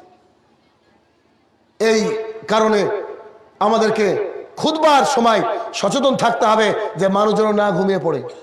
এমন এমন টপিকের উপর আলোচনা হবে, ওর কলিজা কেঁপে উঠবে, ও আলোচনা শুনবে একবার ধীর স্থির হবে। আল্লাহ রসুল বলছেন, কোনো ব্যক্তি যদি খুতবার সময় একটু কথা বলে, যদি তুমি তাকে বলে এই চুপ করো, আল্লাহ রসুল বলছে তোমার নামাজ হবে না। বুঝেননি? যে কথা বলো তার ব্যাপারে আল্লাহ রসুল বলেননি, ওটা যে কি আল্লাহ জানে। এবার বলছে যে তুমি তোকে বলে এই চুপ করো, বলছে তোমার নামাজ হবে না, তুমি তোমার নামাজটা নষ্ট করলা। আর ও ঘুমাচ্ছে ওই মসজিদে এসে, তাহলে ওর নামাজ কি করে হয়? একটা বাক্য আমি প্রায় জায়গায় বলি, আজকেও আপনাদেরকে বলছি, এলাকায় নামাজি বেড়ে যেত, নামাজি বাড়তো, দুটো বাক্য যদি ইমাম সাহেবরা ইউজ করতো। এক, মিম্বারের উপরে উঠে বলবে যার বাড়ির লোক নামাজ পড়বে না তার বাড়ি কেউ মারা গেলে জানাজায় যাব না। 1। 2, যার বাড়ির লোক নামাজ পড়বে না তার বাড়িতে কোনো বিয়ে পড়াতে যাব না। ঠিক না? একজন বেনামাজি থাকবে? তাহলে এত বেনামাজি কেন? ইমাম সাহেব ভয় করে যদি 3000 টাকা মমতা ব্যানার্জি না দেয়, ওর রুজি দেয় নাকি ওয়াকফ বোর্ড। আশ্চর্য ব্যাপার গো, রুজি আসে কোথা থেকে? আল্লাহর তরফ থেকে। ইমামরা, বেশিরভাগই ইমামরা হক কথা বলতে পারে না, শুধুমাত্র ও মনে করে আমার রুজি ওয়াকফ বোর্ড দেয় অথবা সেক্রেটারিতে দেয় মসজিদের, এই জন্য হক কথাও বলতে পারে না। হক কথা বললে কি হবে জানবেন?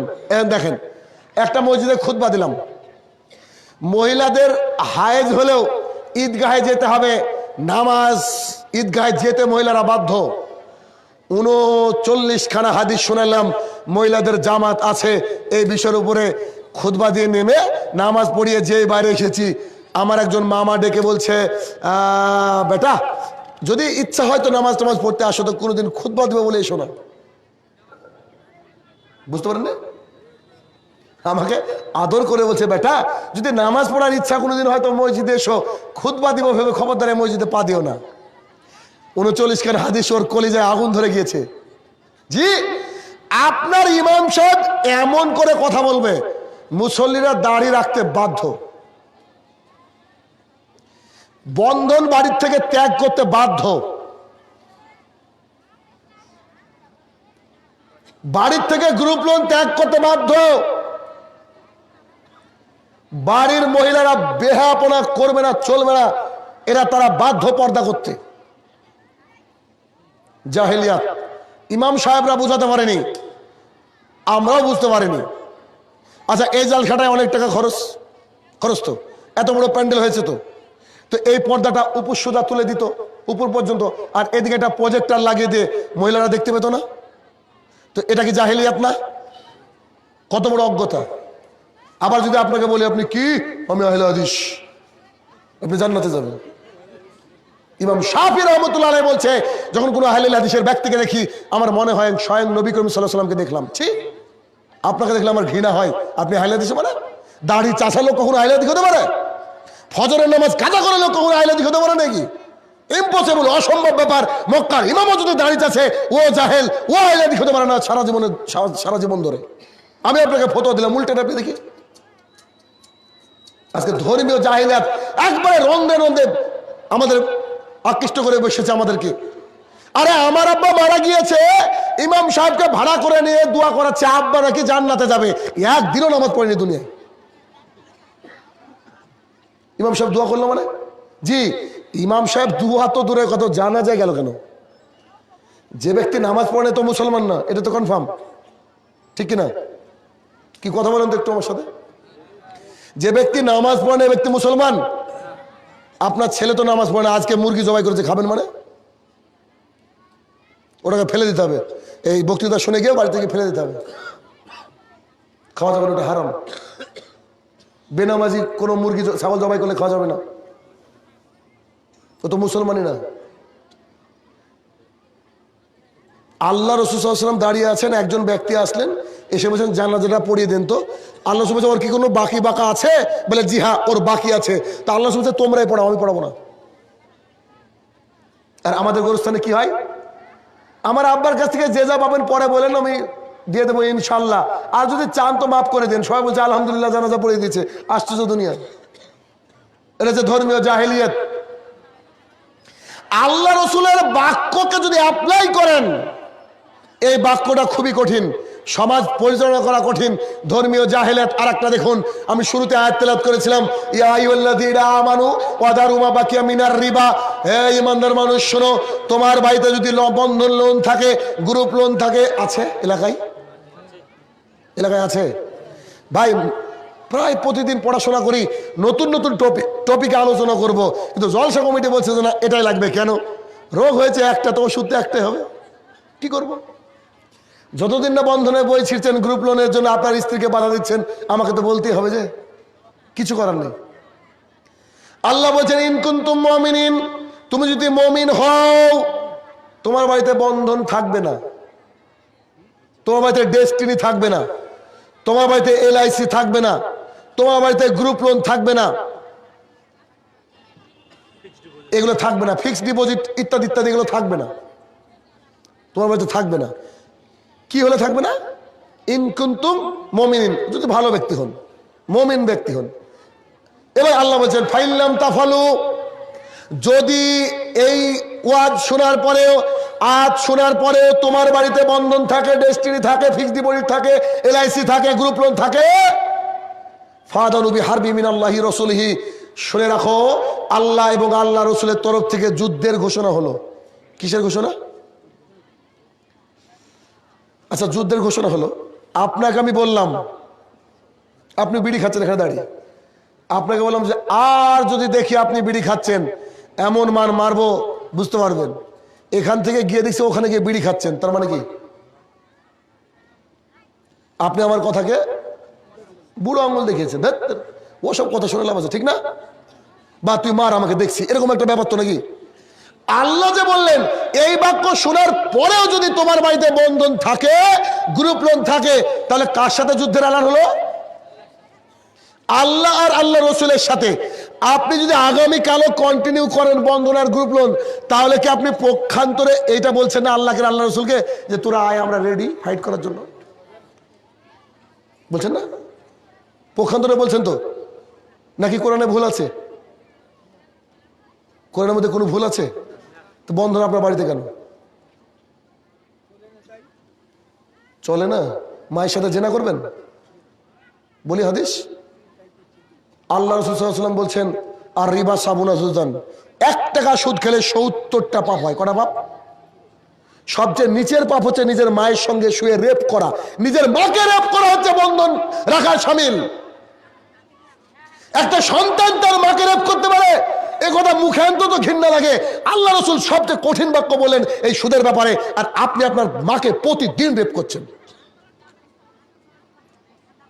বন্ধন আছে যার বাড়িতে, কে বললো সংখ্যা চলেন? আপনার আপনার দাদার 11টা মেয়ে ছিল, তার বিয়ে দিতে অসুবিধা হয়নি, আপনার 2টো মেয়েতে আপনাকে বন্ধন নিয়ে লাগে, মানে আপনার কপাল পুরা, আপনার নসিব খারাপ, নিজেকে খারাপ তৈরি করেছেন আপনি। অপর হাদিসে আল্লাহ রাসূল বললেন, 1 টাকা সুদ খেলে 36 জন নারীর সাথে জেনা করে যে পাপ হয়, তার চেয়ে বেশি পাপ হয়। ইহুদি খ্রিস্টানরা জানে যে মুসলিম সমাজের মধ্যে যদি সুদ ঢুকে দেওয়া হয়, এরা শেষ। এই ঘটনায় ঘটছে প্রায় কোম্পানি বিদেশি। দেখেন, বন্ধন আজ থেকে 20 বছর আগে ছিল না সমাজে। মেয়ের বিয়ে হয়নি, মানুষের পেট চলেনি, আল্লাহ রাসূল দীর্ঘদিন না খেয়ে পেটে পাথর বেঁধেছেন, সাহাবীরা বহুত সাহাবীরা না খেয়ে পেটে পাথর বেঁধেছেন, আবু হুরায়রা রাদিয়াল্লাহু তাআলা বহুদিন না খেয়ে থেকেছেন। আপনার বিলাসিতা কিসের এত? রুজি আল্লাহর তরফ থেকে আসে, টাকা থাকলে যে আপনি খেতে পাবেন, এই কথা কে বললো? কোটি টাকার মানুষের সামনে যদি মিষ্টি নিয়ে যান, বলবে ও আমি এটা খেতে পারবো না, আমার সুগার। রুজি আল্লাহ দেয়, রুজির ব্যবস্থা আল্লাহ সুবহানাহু ওয়া তাআলা করে দেয়। এরা ধর্মীয় প্লাস সামাজিক জাহিলিয়াতের মধ্যে পড়ে। এবার শুনুন, আপনাকে আমি কি দিয়ে বুঝাই যে এই বন্ধনের টাকা খেয়ে ইবাদত কবুল হবে না? না জালসা করে লাভ আছে, না ফজরের নামাজ পড়ে লাভ আছে। আল্লাহ রাসূল বলেছেন, ইন্নাল্লাহা তাইয়্যিবুন লা ইয়াকবালু ইল্লা তাইয়্যিবা, আল্লাহ পবিত্র, পবিত্র জিনিস ছাড়া গ্রহণ করেন না। তো আল্লাহ যদি পবিত্র হন, পবিত্র জিনিস ছাড়া গ্রহণ করেন না, তো একজন বিড়ি খাওয়া মানুষ কি করে জান্নাতে যায়? জি যাবে না। যে আল্লাহ রাসূল বলেছেন, আবু হুরায়রা রাদিয়াল্লাহু তাআলা আনহু ক্বালা রাসূলুল্লাহ সাল্লাল্লাহু আলাইহি ওয়াসাল্লাম, লা ইয়াদখুলুল জান্নাতা জাসাদা গুদিয়া বিল হারাম, ওই দেহ জান্নাতে যাবে না যে দেহ হারাম খেয়ে গড়ে উঠেছে। আর আবু দারদা রাদিয়াল্লাহু তাআলা আনহু ক্বালা রাসূলুল্লাহ সাল্লাল্লাহু আলাইহি ওয়াসাল্লাম, আবু দারদা রাদিয়াল্লাহু তাআলা আনহু বলেন, রাসূল সাল্লাল্লাহু আলাইহি ওয়াসাল্লাম বলেছেন, লা ইয়াদখুলুল জান্নাতা মুদমিনুল খামরিন, নিয়মিত পান বিড়ি জর্দা গুল সিগারেট খায় যারা, তারা জান্নাতে যাবে না। দোকানে বিক্রি হয় কেন? ও মুসলমানের ছেলে, মানে ওর দোকান থেকে তুলে দিতে হবে, এটা আপনাকে তুলে দিতে হবে। আজকে ওদের কারণে গজব দুনিয়াতে নেমে আসছে, মানুষ ছয়লাভ হয়েছে, নেশার মধ্যে যুবকরা ডুবে আছে। আরে যুবক তো ডুবেছে গো, মাথায় টুপি মুখে দাঁড়িয়ে নিয়ে মানুষ সিগারেট খায়। আশ্চর্য দুনিয়া, একটা আশ্চর্য দুনিয়া। খায় কি করে মানুষ? নির্লজ্জ বেহায়া হলে তাও তো সম্ভব না, তারপরে খায় কি করে? এটা অসংখ্য ধর্মীয় জাহেলিয়াত আছে। এই ধর্মীয় জাহেলিয়াত থেকে বাঁচাতে পারে আপনার ইমাম সাহেব। তবে আপনার ইমাম সাহেবকে অনেক শক্ত হওয়া লাগবে।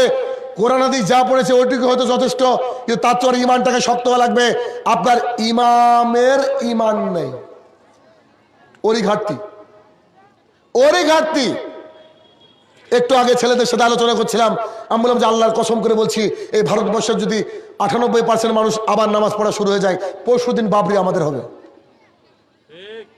কেন বাবরি আমাদের নাই? কেন? বাবরিতে নামাজ হতো না, আল্লাহ ওকে গিফট করে দিয়েছে।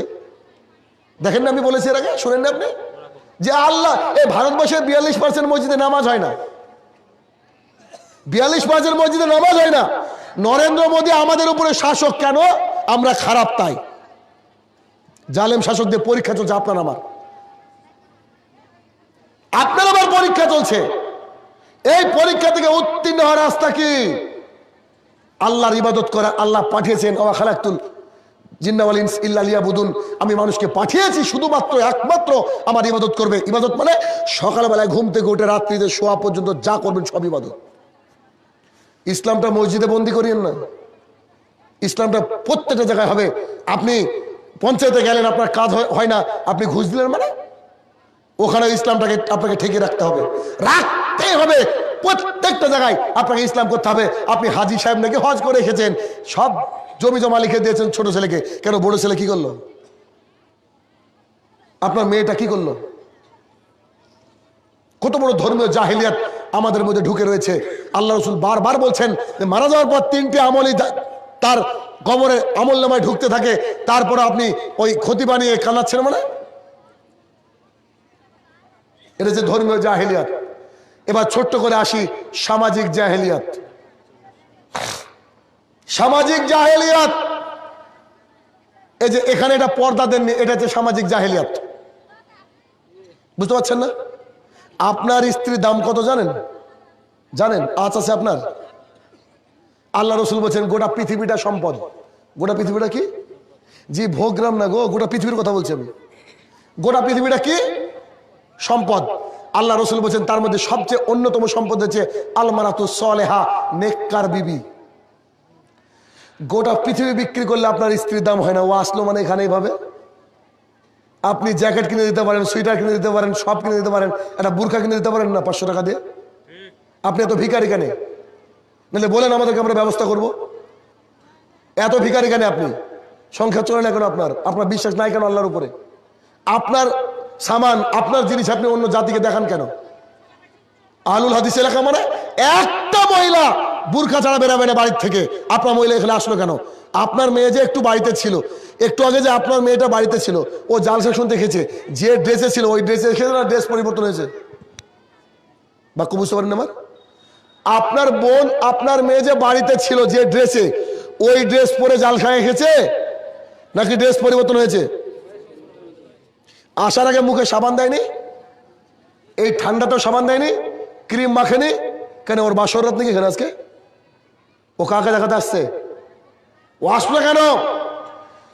গোটা শরীরকে ঢেকে আসতে হবে। আল্লাহ সুবহানাহু ওয়া তাআলা বলছেন ওয়াকারনা ফি বুয়ুতিকুন্না ওয়ালা তাবাররুজনা তাবাররুজাল জাহিলিয়াতিল উলা।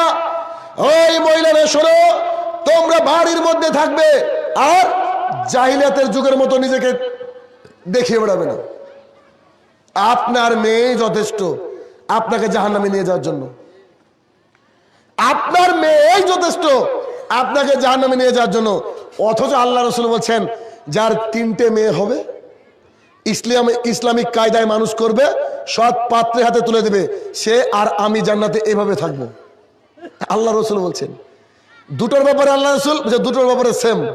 তো সাহাবী বলছে একটার ব্যাপারে জিজ্ঞাসা করলাম না, হয়তো আল্লাহ রসুল একটার ব্যাপারে বলতেন। মেয়ে মানে রহমত, কিন্তু আমাদের সময় মেয়ে মানে গজব। গজবটা কেমন শুনেন। কিয়ামতের মাঠে আপনার মেয়ে পর্দা করেনি, পর্দা কি ফরজ, করতে বাধ্য, পর্দা করেনি, তো এ মেয়ে এটাকে কোথায় যেতে হবে? জাহান্নামে যাচ্ছে। যেতে গিয়ে আল্লাহকে বলবে আল্লাহ, প্রশ্ন আছে, আপনি তো বলেছেন যে জুলুমকে আপনি হারাম করে নিয়েছেন। বলে জি হ্যাঁ। তো বলছে আমার আব্বা একদিনও পর্দার জন্য আমাকে বকেনি, কিন্তু কলেজে না গেলে বকেছে। আমার স্বামী তরকারিতে ঝাল বেশি দিয়েছিলাম, লবণ কম দিয়েছিলাম, তাই আমাকে মেরেছে, পর্দার জন্য বলেনি। ওর ভাইয়ের সাথে গল্প করেছে বসে দিন রাত, আমাকে কিছু বলেনি। আমার বড় ভাই তাহাজ্জুদে নামাজ পড়তো, পর্দার ব্যাপারে কোনোদিন বলেনি। আমি একা, তাদের বাড়ির কন্যা সন্তান, খুব আদরের একটা বোন, কিন্তু কলেজে গিয়েছিলাম না 3 দিন, খুব বকেছিল। আল্লাহ গো, তারা কেউ পর্দা সম্পর্কে বলেনি, তো একটু তাদের ব্যবস্থা করো। আল্লাহ তাদেরকে ডেকে বলবে যে যে কথাগুলো বললো সেগুলো কি ঠিক? বলে জি হ্যাঁ। তো ঠিক আছে, যাও 3-4 জনই জাহান্নামে যাও। তাহাজ্জুদ টিকেনি আপনার, ভালো মানুষই টিকেনি। কেন? আল্লাহ রাসূল বলছেন সালাসাতুন কাদ হারাম আলাইহিম মিন জান্নাহ, 3 শ্রেণীর মানুষ জান্নাতে যাবে না। এক শ্রেণীর মানুষ হচ্ছে মদমিনুল খামরিন, যেটা আগে বললাম, পানবিড়ি জর্দা গুল সিগারেট খায় যারা, তারা জান্নাতে যাবে না। 2 রাজুলাতা মিন নিসাই, পুরুষের বেশধারী নারী জান্নাতে যাবে না। শতাধিক নারী হয়তো এখানে এসেছে যারা জিন্সের প্যান্ট পরেছে, তারও বেশি কম হতে পারে, চুল কেটে ছোট করেছে, এরা জান্নাতে যাবে না, আল্লাহ রাসূল বলছেন। 3 নম্বরে কঠিন বাক্য বললেন আর দায়ুস লা ইয়াদখুলুল জান্নাহ, যারা দায়ুস তারা জান্নাতে যাবে না। সাহাবীরা বাক্যটাকে না বুঝতে পারে বললেন দায়ুস কি জিনিস? তখন বললেন আল্লাহ জিকরু ফি আহলাল খাবাস, যার বাড়িতে বেহায়াপনার সুযোগ রয়েছে এ হচ্ছে দায়ুস। যার বাড়ির বিটি পর্দা করে না, বউ পর্দা করে না, এর নাম হচ্ছে দায়ুস। যার বউ আজকে এখানে বুরকা না পরে গেছে, তারা সবাই দায়ুস। তাহাজ্জুদ পড়লেও তার জন্য জান্নাত হারাম, এটা হচ্ছে দায়ুস। আপনি পুরুষ মানুষ, আল্লাহ বিয়ে করার আগে আপনাকে রেডি করেছিলেন, কি বলেছিলেন? ইয়া মাশশারা শাবাব মান ইসতাতা মিনকুমুল বাস ফালিয়াতাজাওয়াজ। এই যুবকের দল শোনো, ক্ষমতা থাকলে বিয়ে করো। ক্ষমতা মানে you have control to your wife. আপনি আপনার ওয়াইফকে, বউকে কন্ট্রোল করবেন। সিনেমা দেখতে নিয়ে যাবেন মানে কাপুরুষ আপনি। আপনার ছোট ভাইয়ের সাথে ও যায় কেন এদিক ওদিকে? এটা কাপুরুষতার লক্ষণ। জি, আপনি নাই বাড়িতে, আপনার ছোট ভাইয়ের সাথে সারা দিন রাত গল্প হচ্ছে। বাচ্চা যেটা হয়েছে কার দেখেছে? ছোট ভাই না আপনার? আপনার বাড়িতে আপনার জামাই বাড়িতে দেখেছে, ও মামনি কি করতে গেল? ছোট মেয়েটা ওর কাছে যাওয়া মানে তো আপনি শিয়ালের কাছে মুরগি পুষানি দিলেন। রাখবে শিয়াল? কিভাবে খাবে বুঝতে পেরেছেন? এমন ভাবে খাবে, বড় মেয়েটা বাড়িতে ছোট মেয়েকে নিয়ে চলে যাবে, যায় না? আরে আল্লাহ, শাশুড়িকে নিয়ে পালিয়ে যাচ্ছে জামাই, আর ও শালিকা অত দূরের কথা। জাহেলিয়াত দেখেন, সামাজিক জাহেলিয়াত কি? সামাজিক জাহেলিয়াত, 2 নম্বর সামাজিক জাহেলিয়াত বিবাহ। আল্লাহু আকবার। বোঝা যায় না যে হিন্দুর বিয়ে হচ্ছে না মুসলমানের বিয়ে হচ্ছে। সারা রাত ছানায় বেজেছে। কার বিয়ে গো? আব্দুর রহমানের মেয়ের বিয়ে, মারিয়ামের। দেখেন না সারা ডিজে বাজে কিনা? 6-7 দিন আগে থেকে ডিজে বাজে। আর এখনকার গান তো না রে ভাই, 1 সপ্তাহ শুনলে হার্টের রোগ হওয়ার সম্ভাবনা আছে। গান তো নাই, খালি ডিজে আর ডিজে। মাটি কেঁপে যায়, মনে হচ্ছে ভূমিকম্প হচ্ছে। 3-4 দিন আগে থেকে কি করে ডিজে বাজতে শুরু করে।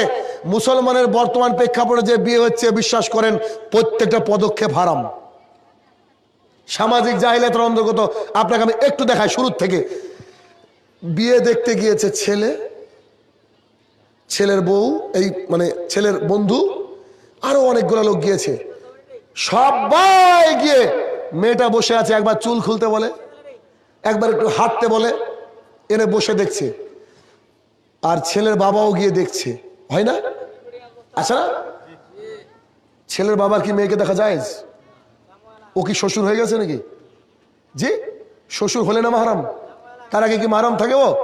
ও দেখতে গেল মানে, ও বন্ধু নিয়ে গেল মানে, যতক্ষণ দেখছে ততক্ষণ জেনা করছে। দেখা তো আলাদা জিনিস রে ভাই। আপনার দিকে তাকালাম, চোখ সরে নিলাম, এটা আলাদা কথা, এতদূর জায়েজ। কিন্তু আপনারা যখন দেখতে গিয়েছি কি করব? বুঝতে পেরেছেন তো? জেনা তো ওখানেই শুরু। বাসরাতে আপনি নিয়ে শুবেন, আর আমি মনে মনে ভাববো যে ও এখান এই জিনিস পেয়েছে, হবে না? বিয়ে হয়নি, বিয়ে রাখেন ওখানে। আপনি যে বিয়ে দেখার কাজটা করছেন, এটা যে শুরুতে জেনা। 2 নম্বর পয়েন্ট, বিয়ের রেডি হয়ে গেছে তো বলছে যে সামনে মাসের 3 তারিখে বিয়ে। তো না, ওই দিন বিয়ে দেওয়া যাবে না। কেন? আমার মেয়ের জন্মদিন ওই দিন। আবার একজন এসে বলছে 8 তারিখে, বলছে না, ভাঙা চাঁদে বিয়ে দেওয়া যাবে না। আচ্ছা না? এরা হিন্দু না মুসলমান বোঝা মুশকিল ভাই। যে কোনো দিন বিয়ে হবে, বিয়ের কোনো ডেট তিথি নেই। যে কোনো ঈদের দিনও বিয়ে করতে পারেন, সমস্যা নেই।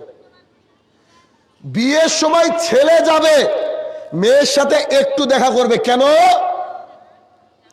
জনৈক সাহাবী এসে বলছে, আল্লাহ রাসূল, আনসার একটা মহিলাকে বিয়ে করব। তা আল্লাহ রাসূল বলছে, যাও একটু দেখে নিও। আনসারি মহিলাদের আবার চোখের ডিফেক্ট থাকে, বলে দেওয়া উচিত। তো মেয়ের সাথে সামনে গিয়ে একটু কথা বলবে, মাহরম থাকবে, তার বাবা থাকবে মেয়ের, অথবা কেউ থাকবে। একটু কথা বলে পছন্দ হলে চলে আসলে বা বাড়িতে বিয়ে হবে। বর্তমানে আগে যাওয়া আসা হয় না? 1 নম্বর জাহিলিয়াত। বিয়ের মধ্যে 2 নম্বর জাহিলিয়াত হচ্ছে কি? বিয়ে হবে সামনে বছরের কার্তিক মাসে, আর এই বছরে আজ থেকে শুরু হলে ফোনে জেনা। সব রকম চলছে, ভিডিও চ্যাট, অডিও চ্যাট, সব চলছে, দিন রাত চলছে। আচ্ছা, ওর সাথে যে বিয়ে হবে, কে বললো আপনাকে? কেউ তো একজন মারা যেতে পারে। বিয়ের আগে মোবাইলে কথা বলা হারাম না জায়েজ? পরিপূর্ণ হারাম। এটা আবার বৈধতা দান করছে 2 পরিবার মিলে, যে বিয়ে তো হবেই, করুক এখন একটু। দেখেন, 2 নম্বর জাহিলিয়াত। 3 নম্বর জাহিলিয়াত, যেদিন বিয়ের দিন হয়ে গেল, ওই বিয়ের দিনে ছেলে আর মেয়েদের প্যান্ডেল একসাথে খাওয়ার আছে না? নাকি আলাদা হয়? আলাদা হয়। ছেলে আর মেয়ের প্যান্ডেল একসাথে করেছে, এটা হচ্ছে হারাম। 4 নম্বর জাহিলিয়াত, পণ তো আছে, সাথে বলছে যে বরযাত্রী কত আসবেন। জি, বলছে 150 লিখেন, মানে নরেন্দ্র মোদীকেও নিমন্ত্রণ করতে হবে। 150 লিখেন। আচ্ছা বলেন তো, একটা বাবা যখন তার কন্যাকে বিদায় দিচ্ছেন, বিয়ে দিচ্ছেন, কত কষ্ট করে টাকা জোগাড় করে বিয়ে দেয় কিনা? তো 150 লোককে কি ও মন থেকে খাওয়াচ্ছে? খাওয়াচ্ছে? তো এদের নাম আমি রেখেছি জুলুম যাত্রী, বরযাত্রী নয়। কি যাত্রী? জুলুম যাত্রী। এরা আমার দেওয়া নাম। এই জুলুম যাত্রী জায়েজ নয়। ছেলে যাবে, তার সাথে 2-1 গিয়ে মসজিদে বসে বিয়ে পড়িয়ে চলে আসবে, ব্যাস। এবার খানা হবে কোথায়? পৃথিবীর যত গরু আছে সব জবাই করেন দিয়ে আপনার বাড়িতে খাওয়ান। এবার যত মানুষকে পারবেন অত মানুষকে খাওয়ান। এভাবে ওদের বাড়িতে এসব করা জায়েজ নয়। 5 নম্বর বিয়েতে জাহেলিয়াত। 5 নম্বর জাহেলিয়াত কি? মেয়েটাকে সুন্দর করে সাজিয়েছে, একটা ছোট স্টেজ তৈরি করেছে বাড়ির মধ্যে, পেছনে শুধু ফুল আর ফুল, আর লেখা সালমা প্লাস আবির বিয়ে হয় না, লেখা আছে। মেয়েটাকে সুন্দর লাল টকটকে বেনারসি শাড়ি পরে এখানে বসে দিয়েছে, আর সামনে একটা মিষ্টির থালা আর অনেকগুলো উপহার। ওদিক থেকে এ আসছে আর ও আসছে, সবাই তাকে দেখছে, একবার করে জেনা করছে, আর ওই চামচ তুলে একবার মুখে ঢুকে দিচ্ছে। আর যা খেতে আসার আগে তো বলতে পারেনি যে আমার অনেক টাকা খরচ, কিছু নিয়ে আসবা, তো এনেছে আপোষে। প্রেশার কুকার থেকে শুরু করে সব দিচ্ছে, সব ঘরে যা যাবতীয় লাগে, থাল বাটি যা লাগে সব দিয়ে দিচ্ছে। মেয়ে যতক্ষণ বসে আছে অতক্ষণ জেনা করছে। কি করছে? জেনা করছে। কত নম্বর জাহেলিয়াত বললাম? বিয়েতে 5 নম্বর জাহেলিয়াত। 6 নম্বর জাহেলিয়াত সোপে দেওয়া। বুঝেন কি? আপনাদের দেশে আছে। এবার ওই দুজনকে মিলে সেফটি পিন মেরে দিয়েছে, মেরে দেবার টাকা আদায়ের জন্য শুরু হয়েছে গন্ডগোল। এ একবার ধাক্কা মারছে, ও একবার ধাক্কা মারছে, মানে এখানে যেন বাসর রাতর। এইরকম করে দাদা, যে বাড়ির দাদাটা আছে, ও এসে মেয়েকে সপি দিচ্ছে, আর কি এর 1 গ্লাস দুধ খাওয়া, ওকে আবার দুধ খাওয়াচ্ছে। এটা খেতে হয় নাকি? জাহেলিয়াতের ডিজাইন দেখেন। 7 নম্বর জাহেলিয়াত, যেই বউটা বাড়িতে নিয়ে গেছে, গোটা গ্রামের মানুষ দেখতে এসেছে, সবাইকে দেখাচ্ছে, আমার বউ আপনাকে দেখাবো, মানে নগদ আমি মোহরানা দিলাম, মানে আশ্চর্য একটা ব্যাপার। আপনার বাড়িতে চলে এসেছে। 7 নম্বর জাহেলিয়াত। পরে ভেতর একটা ভুলে গিয়েছিলাম, মোহরানা জাহেলিয়াত। 1.5 লক্ষ টাকা মোহরানা বেঁধেছে গো, দিয়ে বাসরাতে বলছে আমাকে শোধ করে যাও। জি, মোহরানা পরিশোধের আগে স্ত্রী গায়ে হাত দেওয়া যে না, 1 টাকা পারলে 1 টাকা দিয়ে দেন বিয়ের আসরে, ব্যাস। 1.5 লক্ষ টাকা কে মানতে বললো? যা আছে টাকা দিয়ে বিউটিফাই করেন, বিয়ের আসরে পেট হবে, ব্যাস। কোথায় আছেন? কোথায় আছেন বলেন তো? এ ধরেন 8 নম্বর জাহেলিয়াত। 9 নম্বর জাহেলিয়াত, ঘর সাজিয়েছে ভাবি, বাসর রাতে ভাবি সাজিয়েছে। ভাবি ভাইকে এবং ওই তার নব আগত ভাবিকে 2 জায়গায় দিয়ে এবার জেনার গল্পে ব্যস্ত। কত রকমের যে গল্প বলে ভাবি, বলে না? তারপর 10 নম্বর জাহেলিয়াত, ভাই ভুলে গিয়েছিলাম, এটা শুরুতে বলা দরকার ছিল। সারা জীবন ছেলে একা গোসল করে, বিয়ের দিনে ছেলে একা গোসল করতে পারে না, ওর নাকি প্যারালাইজ। ওর খালা ওকে গোসল করিয়ে দেয়, সাবান মাখিয়ে দেয়, ওর ভাবি একটু এসে হলুদ ডলে দেয়, আর ওর ভাবিরও হলুদ ডলে দেয় গোটা দেহতে। এটা কি জাহেলিয়াত না? টাইম কটা বলছে? কটা বলছে? বুঝে গেছে? ও আল্লাহ, হ্যাঁ সে তো বটে, আপনাদের টার্গেটে তো ওটা, দান সম্পর্কে বলতে হবে। ওই সেই ব্যাপার এরকম যে একটা ভিখারিকে জিজ্ঞাসা করা হচ্ছে 2 + 2 কত? তো বলছে 4খানা রুটি। বলছি 2 + 2 কত? বলছে 4খানা রুটি। বলছে কেন 4খানা রুটি? বলছে খিদে লেগেছে। কি বলবো? যতই বক্তৃতা ভালো বলে আপনাদের কাজে লাগবে না, তুমি মাদ্রাসা দান তুলতে হবে। ঠিক আছে, ওটা বলছিলাম যে এই হচ্ছে জাহেলিয়াত। আচ্ছা, এতগুলা জাহেলিয়াত পার করে যদি কোনো বাচ্চা হয়, ওই বাচ্চা ভালো হবে? ওই বাচ্চা চামড়া, ওই বাচ্চা চামড়া। আবার একটা টিভি দিয়েছে গো, গোটা দেওয়াল জুড়ে টিভি, গোটা দেওয়াল জুড়ে সারা দিন ও টিভি সিরিয়াল দেখে। আরে কোরআন তেলাওয়াত করতে হবে, নামাজ পড়তে হবে, যদি ভালো বাচ্চাও পেতে চাই, সারা দিন রাত টিভির উপরে পড়ে আছে। ওই মেয়ের বাচ্চা কুলাঙ্গার হয়, আর ওই কুলাঙ্গারা দেশ চালাচ্ছে বর্তমানে। কুলাঙ্গার আছে দেশের নেতা, ওই কুলাঙ্গার আছে আমাদের দেশের নেতা। এটা হচ্ছে সামাজিক জাহেলিয়াত। এই জাহেলিয়াত থেকে মুক্তি পাওয়া খুবই মুশকিল। আপনার মেয়ের জিন্সের প্যান্ট আজকে গিয়ে পুরাবেন, আপনি যদি বাবা হয়ে থাকেন, যদি অন্যজনের মেয়ে হয়, আপনি যদি গোপনে জানেন তো ঠিক আছে, এটা আপনার বিষয়। এরকম অসংখ্য জাহিলাত আছে, আর আলোচনা দীর্ঘায়িত করব না। শেষে কিছু কথা বলতে চাই, এই জন্য যে মাদ্রাসা চলে কার টাকায়? পাবলিকের টাকায়, যে সিস্টেম আমাদের চলে আসছে। তো এই বেচারা যারা মাদ্রাসা করেছে, তারা কি অন্যায় করে ফেলেছে নাকি? পাপ করেছে? ঘাড়ের দায়িত্ব কি সবই তাদের নাকি আপনাদেরও আছে? স্থানীয় মানুষ যদি আপনারা সাথ না দেন, মাদ্রাসা চলবে? বলেন চলবে? যারা স্থানীয় আছে তারা কথা বলেন, চলবে নাকি? বলে যে ওরা মাদ্রাসা করেছে, ওরা চালাক্কা। তাহলে মাদ্রাসা যেহেতু দানের জন্য প্রোগ্রাম, এই দান আপনাকে আমাকে করতে হবে, কথা না বলে দান আপনাকে আমাকে করতে হবে। কেমন? সাহাবী দাঁড়িয়ে আছেন, আল্লাহ রাসূল সালাত আদায় করাচ্ছেন। সালাত যখন শেষ হয়ে গিয়েছে, সাহাবী দাঁড়িয়ে বলছে, আল্লাহ রাসূল কি বললেন, কি বললেন? ওদের ওই আয়াতটা আবার বলেন, আবার বলেন। আল্লাহ রাসূল আয়াত থেকে তেলাওয়াত করলেন, বলছে কি বললেন? যে প্রিয় জিনিস দান করতে হবে। বলে জি হ্যাঁ, আল্লাহ বলেছেন প্রিয় জিনিস দান করতে হবে। সাহাবী বলছে, আল্লাহ রাসূল, মদিনার বুকে একটা খেজুরের বাগান আছে, প্রায় 600-650 খেজুরের গাছ আছে, আমি আপনাকে দিয়ে দিলাম। সুবহানাল্লাহ বিহামদিহি। দেখেন, এটা হচ্ছে দান।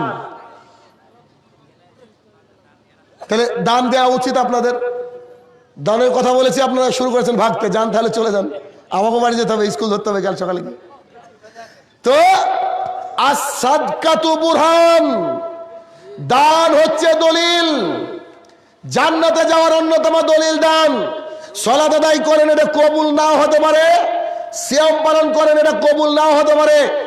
তবে দান এমন একটা জিনিস, যেদিন কোনো ছায়া থাকবে না, ওই ছায়ার তলে আপনি স্থান পাবেন আল্লাহ সুবহানাহু ওয়া তাআলার খাস ছায়ার তলে।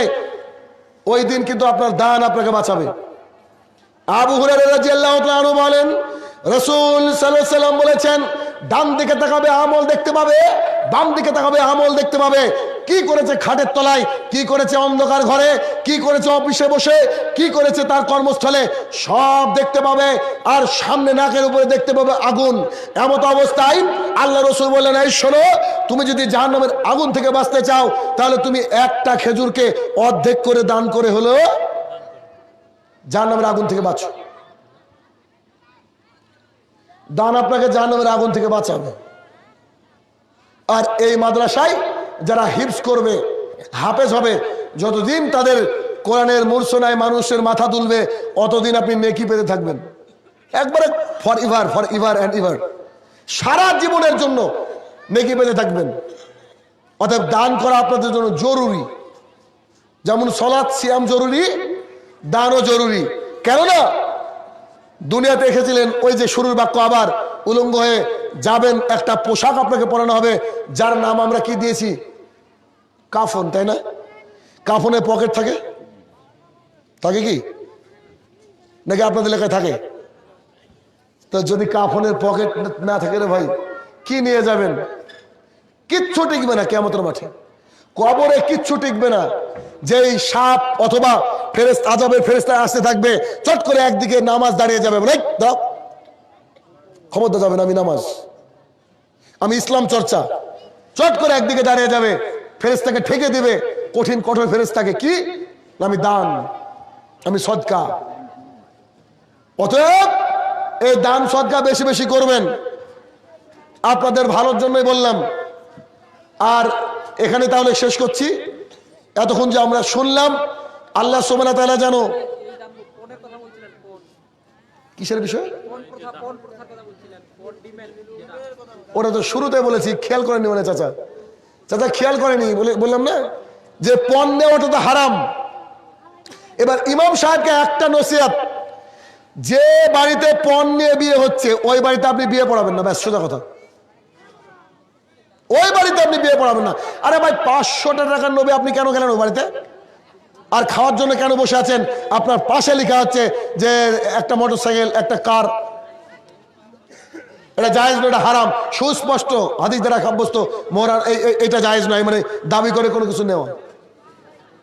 এতক্ষণ যা শুনলাম, আল্লাহ সুবহানাহু ওয়া তাআলা আমাকে সহ সবাইকে মেনে চলার তৌফিক আদা করুক, আল্লাহুম্মা আমিন। বাবা এগুলো দিতে হতো।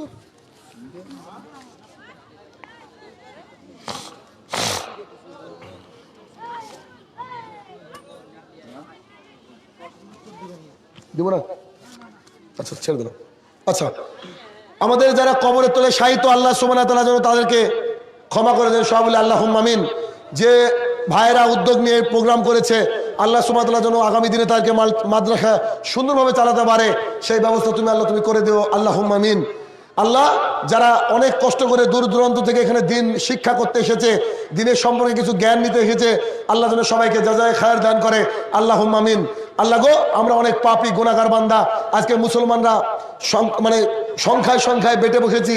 আল্লাহ গো, তোমার কাছে ঐকান্তিক আমাদের দোয়া, আমরা যেন সমস্ত মুসলমান তাওহীদের ভিত্তিতে একই জায়গায় আসতে পারি, তার জন্য তৌফিক আতা করো, আল্লাহুম্মা আমিন। হে আমার প্রতিপালক, তোমার কাছে এই দোয়া যে ডক্টর জাকির নায়েক, আল্লামা দেলোয়ার সাঈদী জানো আবারও তাদের সঠিকভাবে দিনের দাওয়াত গোটা বিশ্বের দরবারে পৌঁছে দিতে পারে, তার জন্য তুমি তৌফিক আতা করো, আল্লাহুম্মা আমিন। আসসালামু আলাইকুম ওয়া রাহমাতুল্লাহি ওয়া বারাকাতুহু।